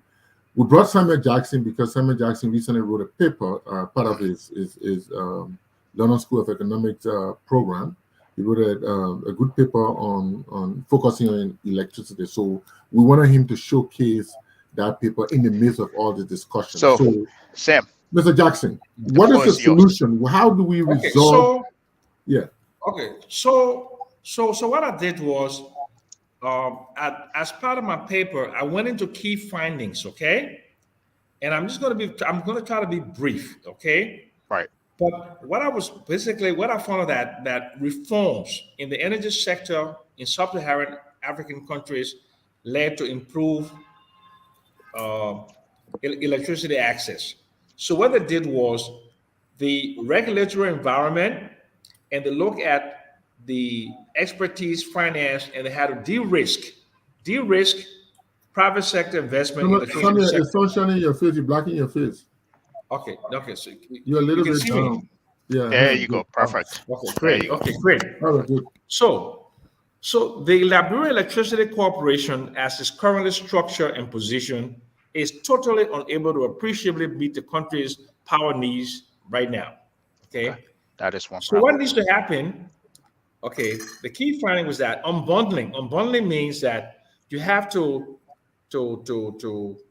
disaggregate, okay, the power production, the transmission, and the distribution, and you put into value chains.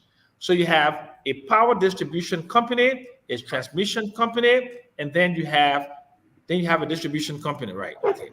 So there are successful case studies that I studied. For example, Kenya and La Cote d'Ivoire, right? Right. Mhm. Then you have to look at on-grid. It means that using the grid, but other off-grid systems like solar power, okay, renewable forms of energy, okay, and then I know you wanted to like kind of me to expand on the concessions, okay, in terms of Yes. how to structure that, Yeah. okay, Yeah. build, operate, and transfer. Thank you. In power production, it's extremely important because look, we have 7 rivers that are perpendicular to the Atlantic Ocean with capacity in thousands of megawatts. What we need to do is to find a way to build a business case with the demand we have in the country and with future demand. We can build a business case that would demonstrate that private sector investment can be profitable in the production of power in Liberia. Mhm. We can build that case. We can build a case that transmission of electricity in Liberia can be profitable and the distribution of that. Okay. So once you agree on that, the government of Liberia is encouraged to develop a more robust national energy plan. Thank you. You got to have a Yes. national energy plan. And that energy plan must have a timeline, whether it's a 5-year plan or a 10-year plan, but it must have benchmarks with targets and objectives in terms of electric penetration and all forms of electricity. The LEC is advised to improve revenue generation by curbing the technical and non-technical losses, especially the power theft, by the use of smart technology. The LEC is also encouraged to use its best efforts in providing electricity to businesses and other stakeholders who have the best ability to pay in a timely manner, while adopting a pricing strategy that takes into consideration cost recovery, but also what we call social pricing. In the United States, for example, the commercial customers pay a higher rate than the residential customers. We have 130 customers on the LEC grade, but 80% of that is commercial customers, and only 20% of that is residential. So you cannot have an energy policy that is tilted strictly towards the residential customers without putting a focus on the commercial customers, okay? So then we just need to basically look at the issue with the West African power pool. I have a serious problem with the West African power pool. The problem I have with West African power pool is that we will be using Liberian foreign exchange to pay Ivorian or Ghanaian power producers. In terms of our current exchange, our current account. Current account. So what we'll be doing is we'll be decreasing our current account by having an outflow going to foreign countries, and they will be using the income from there to do what? Expand investments in the electricity sector in those countries, and will not be indigenizing and building a veritable domestic energy system. Okay. So now, going forward, it's just very important to understand that this should not be something that will be done tomorrow. It must be done now. Why is LEC not able to distribute more than a third of its output? What is the technical problem? So we need to have independent energy experts to come in and make a determination as to why. What is the problem? There must be a technical problem. Either the system is not robust, there are a lot of technical deficiencies within the system, and we need to be told why LEC cannot distribute more than a third. And then on the power theft, you can use a lot of smart technology to reduce power theft, including smart meters and smart transformers and other smart technologies. So I'm just going to stop right there because I think I've given you a lot That of is yes. that is quite a bit of solution. That is quite a lot, and I think you have covered most of what I've written down here. Some of the questions that I've written down here in terms of what we need to look at. But I think there's so thank you for that and for our friend. Gabriel, if I would summarize on that, on because I was taking note as he was writing, as he was speaking. So if I would summarize on that, number one, he's talking about the structure of the LEC as it is now needs to be reworked. It needs to be looked at. He can add more juice to what he meant. The LEC structure, the management structure of the LEC right now has to be looked at.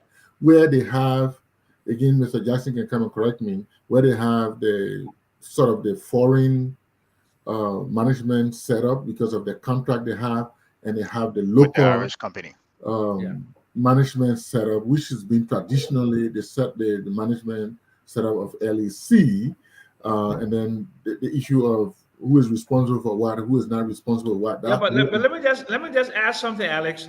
Yes. LEC runs the Man Coffee.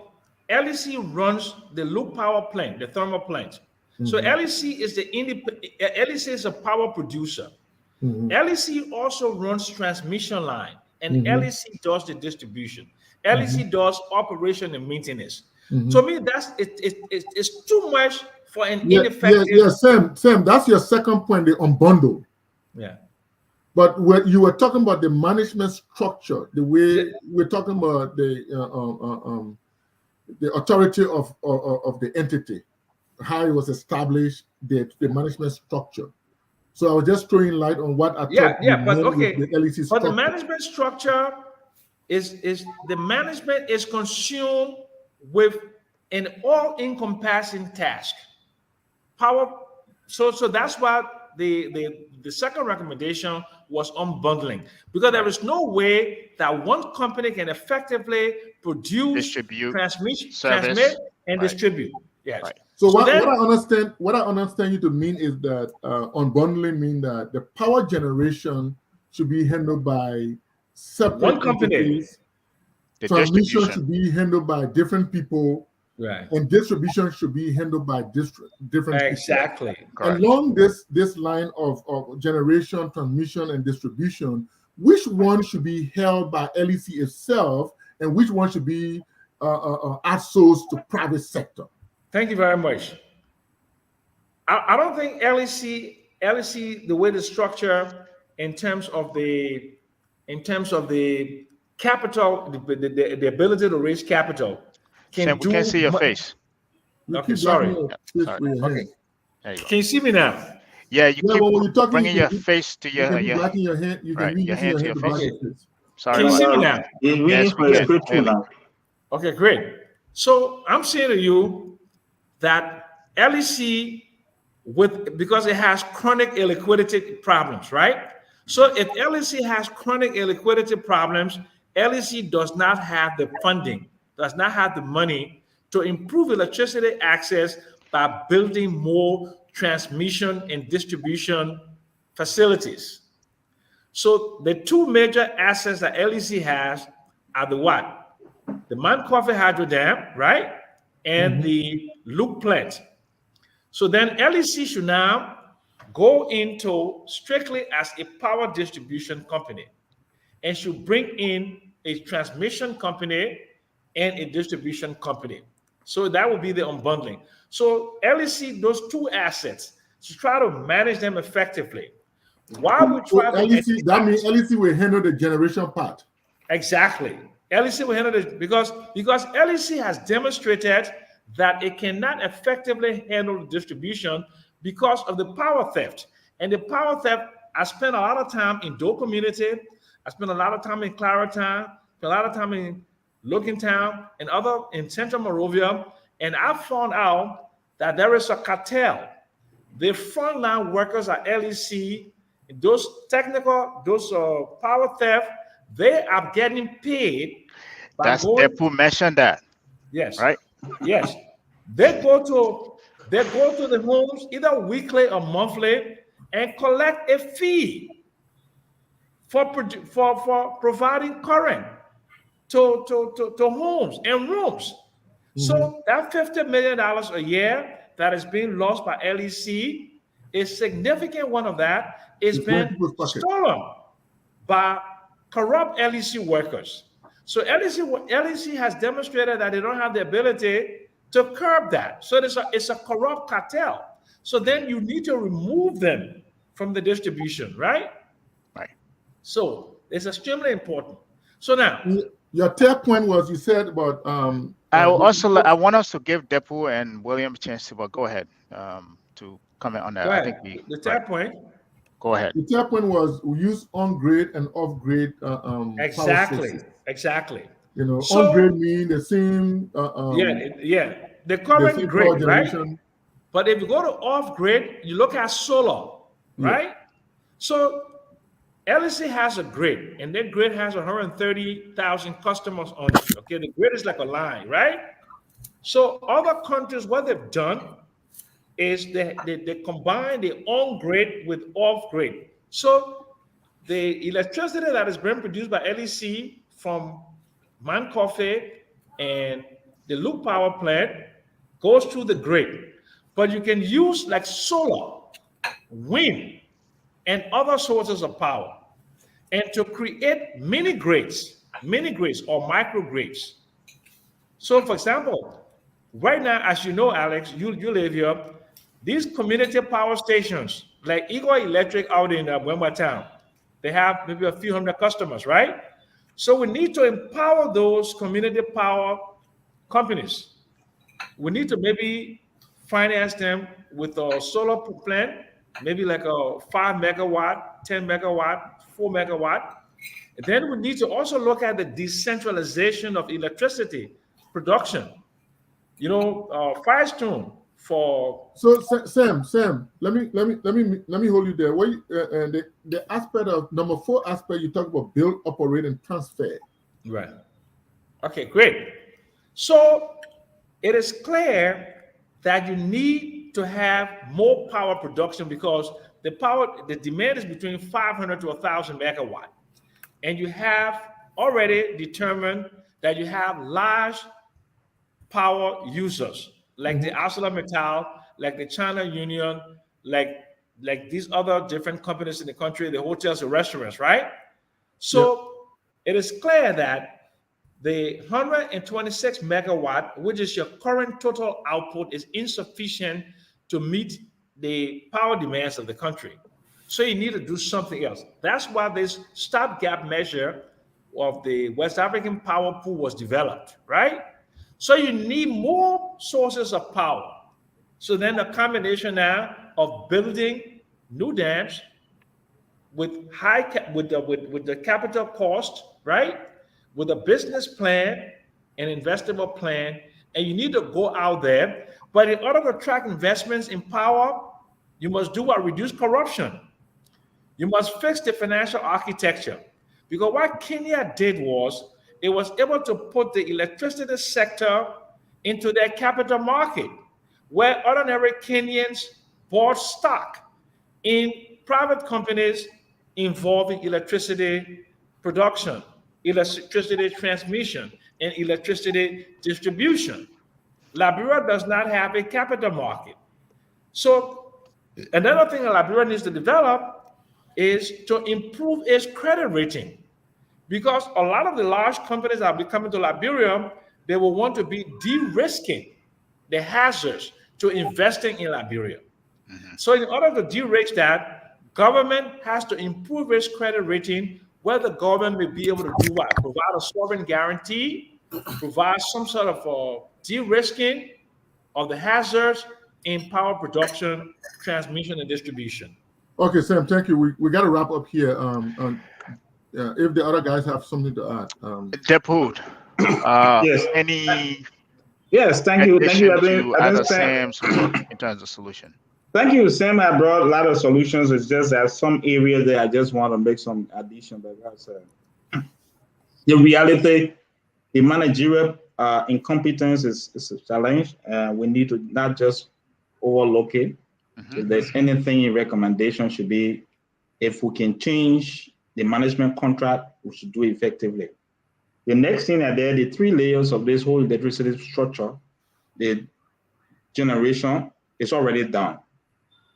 So even though it's not sufficient, instead of looking at new source of energy and increasing it, the efficiency level on available resources will be very much important. Therefore, there's a need to look at company transmission and distribution company that can come in.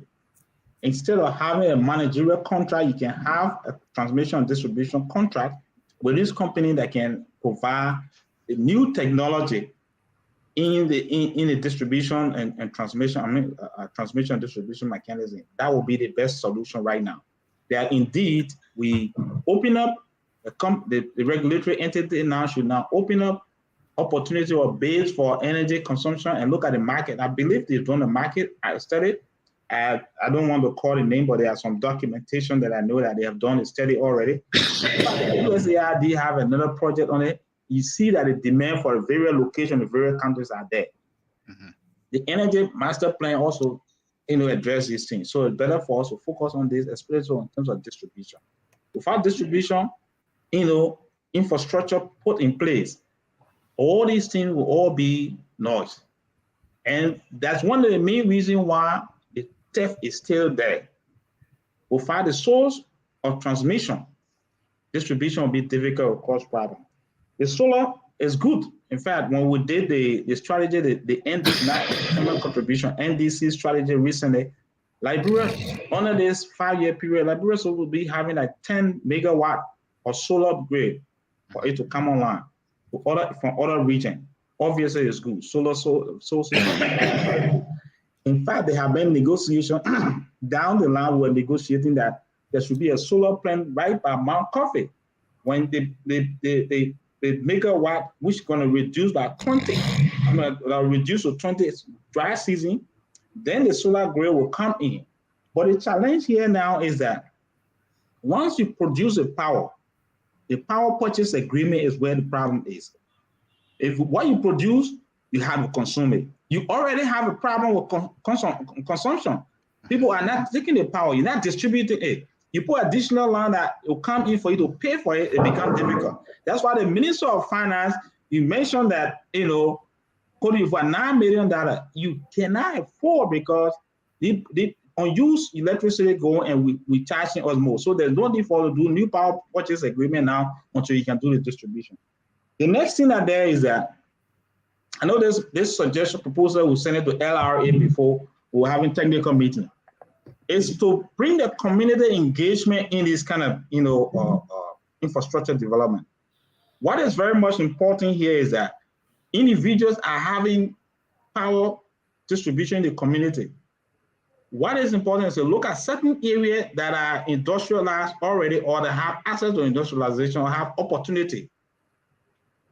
Government, LEC, or whatever management contract that they need to negotiate and say, look, we are now going to allow those who are owning this will provide transmission only, and you do the distribution. Meaning that you ensure you provide enough transmitter as much as possible, and just drop the line in the community, and those private individuals who are already running generators, have customers, now have an opportunity to actually distribute. If you try to do that community end drop, I'll tell you this clearly, it's going to help.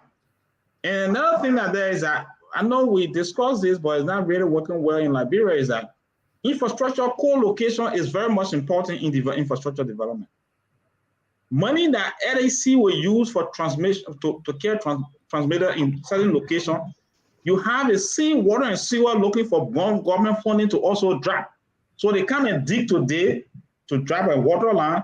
At the same time, next year, they provide money for LAC to come and transmit. So you can do a co-location project. Clearly that, look, we are going to go to Pinsway Belt, water and electricity line, joint project with LEC and what? Water and sewer.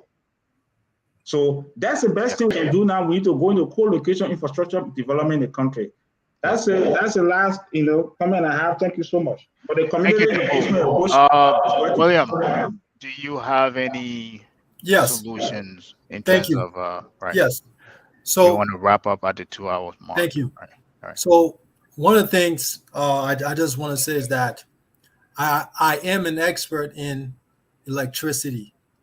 I'm a damn good one. We know that. You worked 13 years at one of the biggest. I did 13 years at Southern California Edison in California. Right. One of the biggest purchasers of renewable energy. Absolutely. What that means is that every day, got up, go to work, and that's what I did. So not just me, but there are people at LEC who are very good at their job and at what they do. Now, management, maybe we can make that argument. We can. But what I do want to say about the management is that the solution there is you will not cut out the ideal, the international donor community, because it's like the Pied Piper.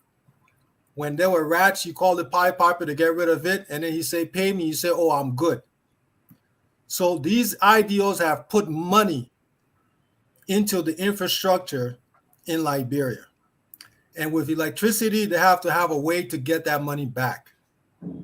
And they're not going to put a Liberian company in that management role because those are donors' money. That's the situation we're just faced with. So we have to look at something more concrete around that. The other thing is this. You cannot put transmission and distribution into a private company hand. That is a security risk for your grid. That's in the US, they're not doing that. In Nigeria, they tried that. And they ran into serious issues because private companies began to realize how extremely expensive. William, are you saying in America, not private companies distributing current? No. Transmission and distribution lines are owned by the state. They're regulated by the state and by the ISO, the Independent System Operator. A private company. I'm not paying my electricity bill to government. I'm paying it to a private company. No, a private company for transmission and distribution will come and they will build. They can put up the transmission and distribution line. They can build it, but manage it, they will not. And also they are just building. It's being paid for by the major utility companies. That's who pay for those transmission and distribution. And then from there, it is heavily regulated by FERC, the Federal Energy Regulatory. William, the regulation is a different thing. You can't put regulation in No. T&D, transmission and distribution. Listen to what I'm saying. Transmission and distribution is a issue of national security. You understand that the ownership belongs to the state.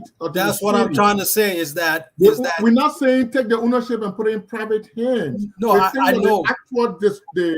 The actual customer service relationship and all that stuff. No. That's not what that's what I'm saying is that I listen intently, and Samuel Jackson is talking about T&D, not the customer service. You see, customer service is billing the customers, taking care of the concerns, making sure the services get done. Transmission and distribution is the actual physical putting in and managing of your substation, of your poles, your wires, the right-of-ways, and so forth. That's an area that is going to be very difficult. I'm sorry. Generation is different. I agree with Samuel Jackson and a lot of the panelists that generation can be privatized. They privatize generation throughout the U.S. So that is Yeah, something that is what Sam meant by build, operate, and transfer. Yeah, but he also, the other one he talked about was debundling. When you talk Yeah, about but debundling, William, Unbundle. can I just say something quickly to you? yes, William, okay, I live in Covington, Georgia. yes, My power is produced by Georgia Power, yes, but my distribution company is Snap and Shoals. They buy the power from Georgia Power. Yep. And electricity production and distribution and transmission is totally privatized in the state of Georgia. I'm not sure yes. about other states, but Is I'm it? Is it? 100% sure about the state of Georgia that electricity, the only thing the government does is has a public service commission or a rate commission that oversees and regulates the electricity sector, but they're not involved in the production or the transmission or the distribution or the marketing of electricity in the state of Georgia. I'm not They sure are. about other Yeah, states. they are involved in it's an independent system operator. Trust me, at the federal level, they are, and also that company that's in Georgia, it is not owned by a Chinese company. The transmission and distribution lines in the right We're of not way. talking about which nationality owns it. We're talking No. about. You're not understanding what I'm privatization. saying. What I'm saying. Yeah, is leave the that- Chinese out of it. We're not talking about who. Let him nationality land. owns it. Alex, me just wait, land, let him land. Let because- him make a statement, then you can because count on that this is- statement if you look, want to. We knocked on this stuff till our heads got crazy, right? It's not about the building the T&D, right? It's that this system is a matter of national security. That's all I'm saying, is that it's a matter of national security.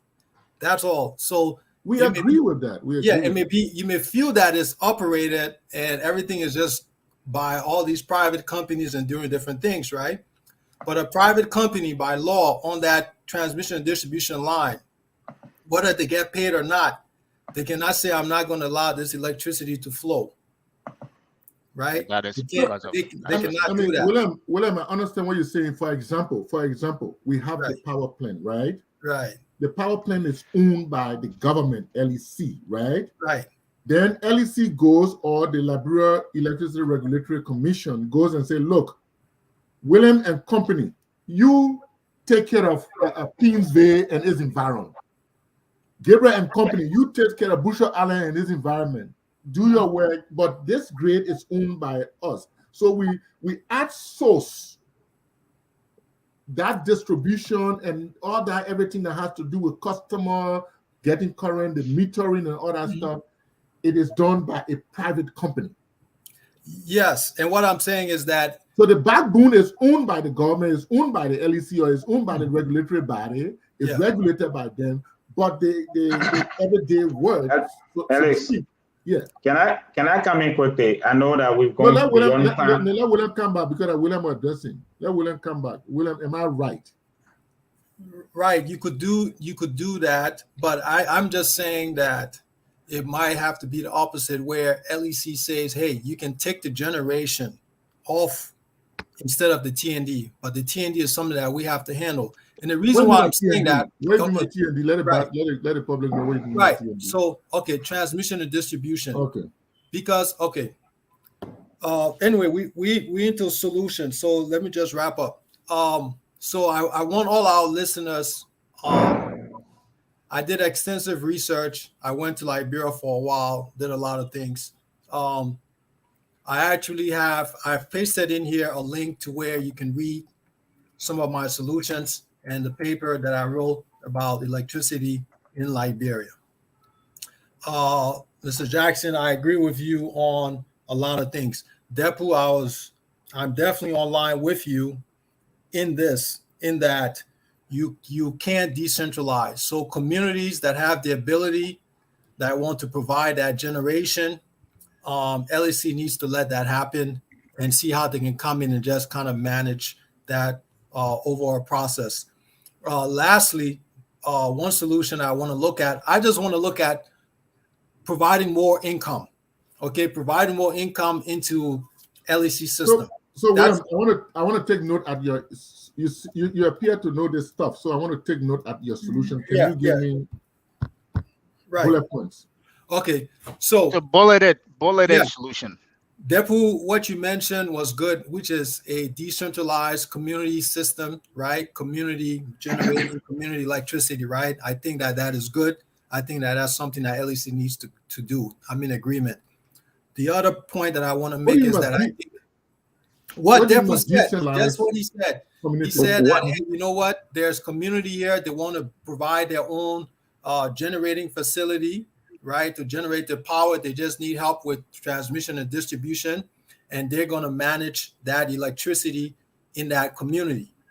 I think that's good because they're talking about coming together with their own resources, their own financial resources, so that they can put money in. And then, But That at is- least the reason why I'm saying there is something practical. What I'm Oh, yeah, saying yeah, is yeah, I agree. they should It's have an great. access point. Yeah, Once you it's give great. the people the access point, they will definitely collect money. We do that with community generator Yeah. owners. Yeah, You buy your own line, everybody connect, and that's Right, it. right. So So go lastly, over your bulleted yeah. solutions. So just explain. lastly, income wise, I think LEC needs to go to all of these major markets, these major corporations that are in Liberia that are running diesel generator, heavy fuel generator, and they need to say, hey, we're going to take control of these generators and you guys are going to pay us so that we can be the arm that service your electricity need through these generators. That's going to increase income for LEC. That's what For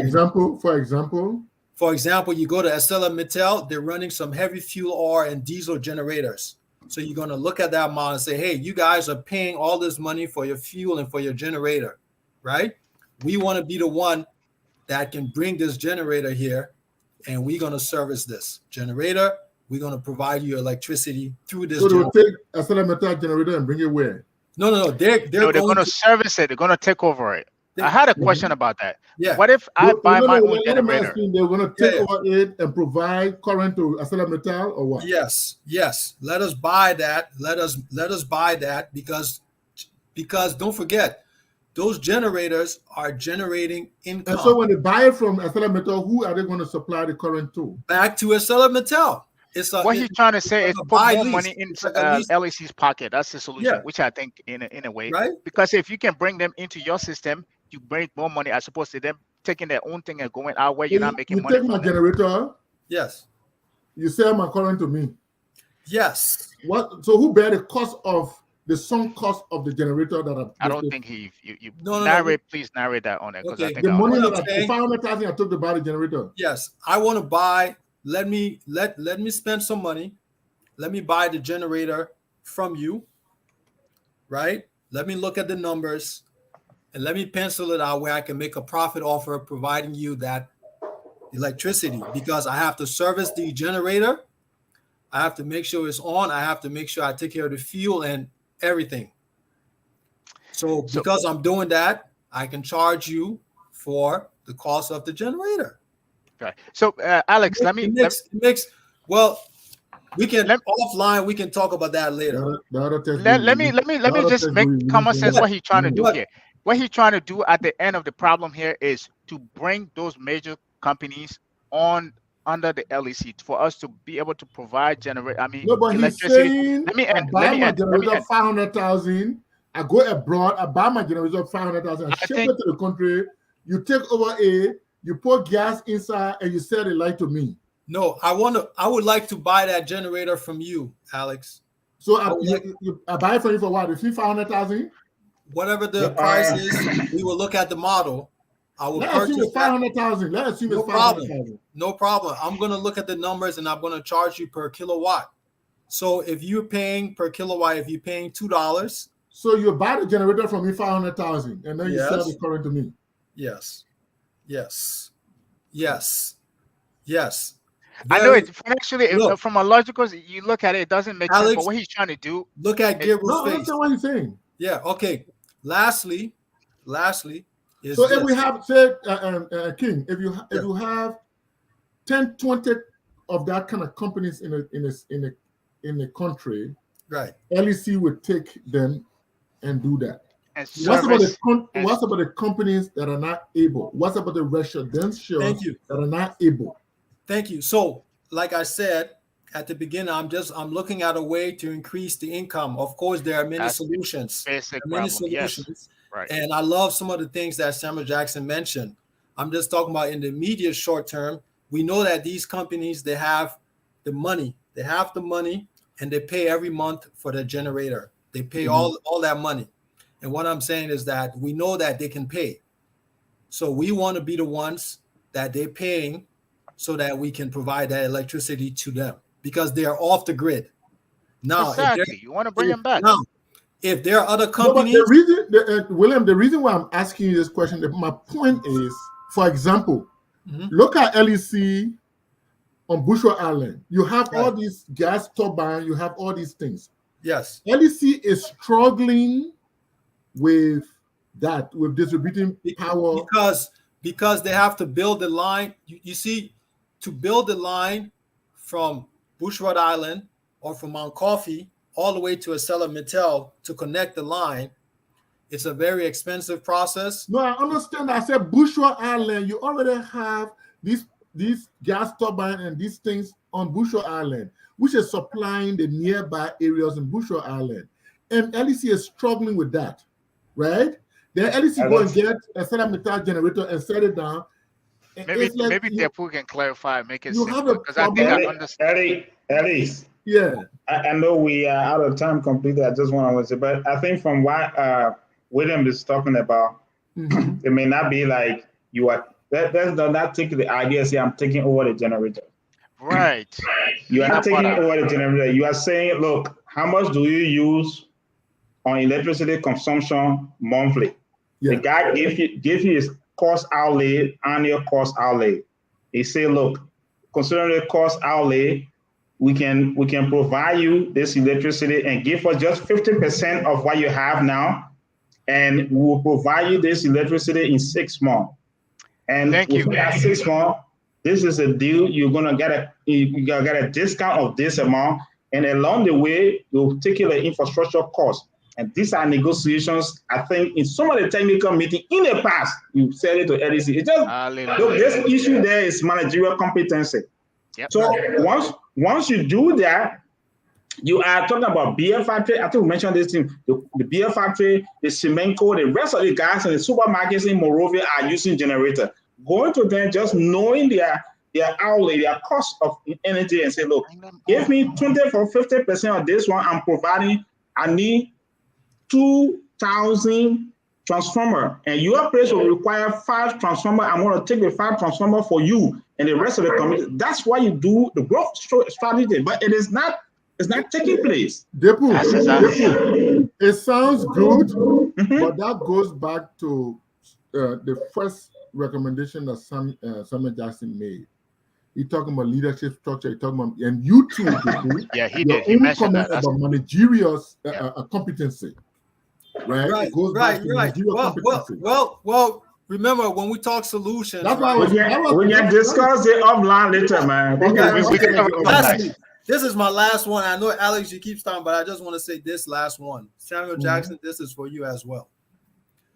Okay.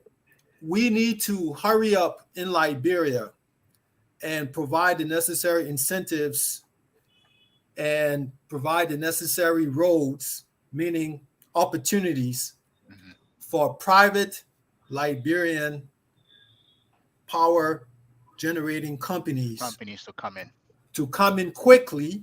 That I agree with you 100%. So that we can begin selling that power wholesale into the West African power pool grid. We need to do that quickly.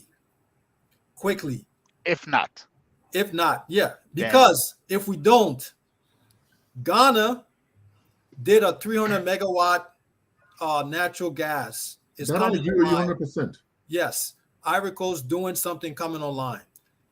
We need to hurry up and do these small scale independent power producers. We need to get them in Liberia very quickly, because on every kilowatt that these independent power producers can sell into the grid, LEC can make a piece of that money A tranche. to make a Yeah. piece of that money. Now, everybody is a big fan of hydro.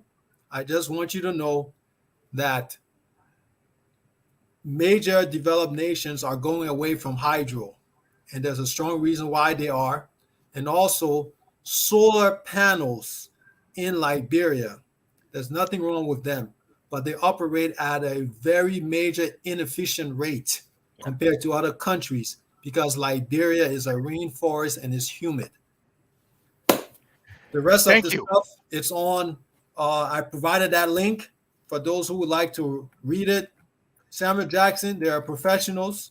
So let's talk about the other stuff. If you really want to do something in Liberia, I think it's great. Congratulations on the steadying. And people always say you don't give people their flowers. So I want to tell you, great work. You look younger every day. But I think Don't lie to the puppy, Man man. got a young wife. that's what I'm saying. You look younger every day. Well, man, Sam, I Don't try let now. I people see lie you to you, guys. please.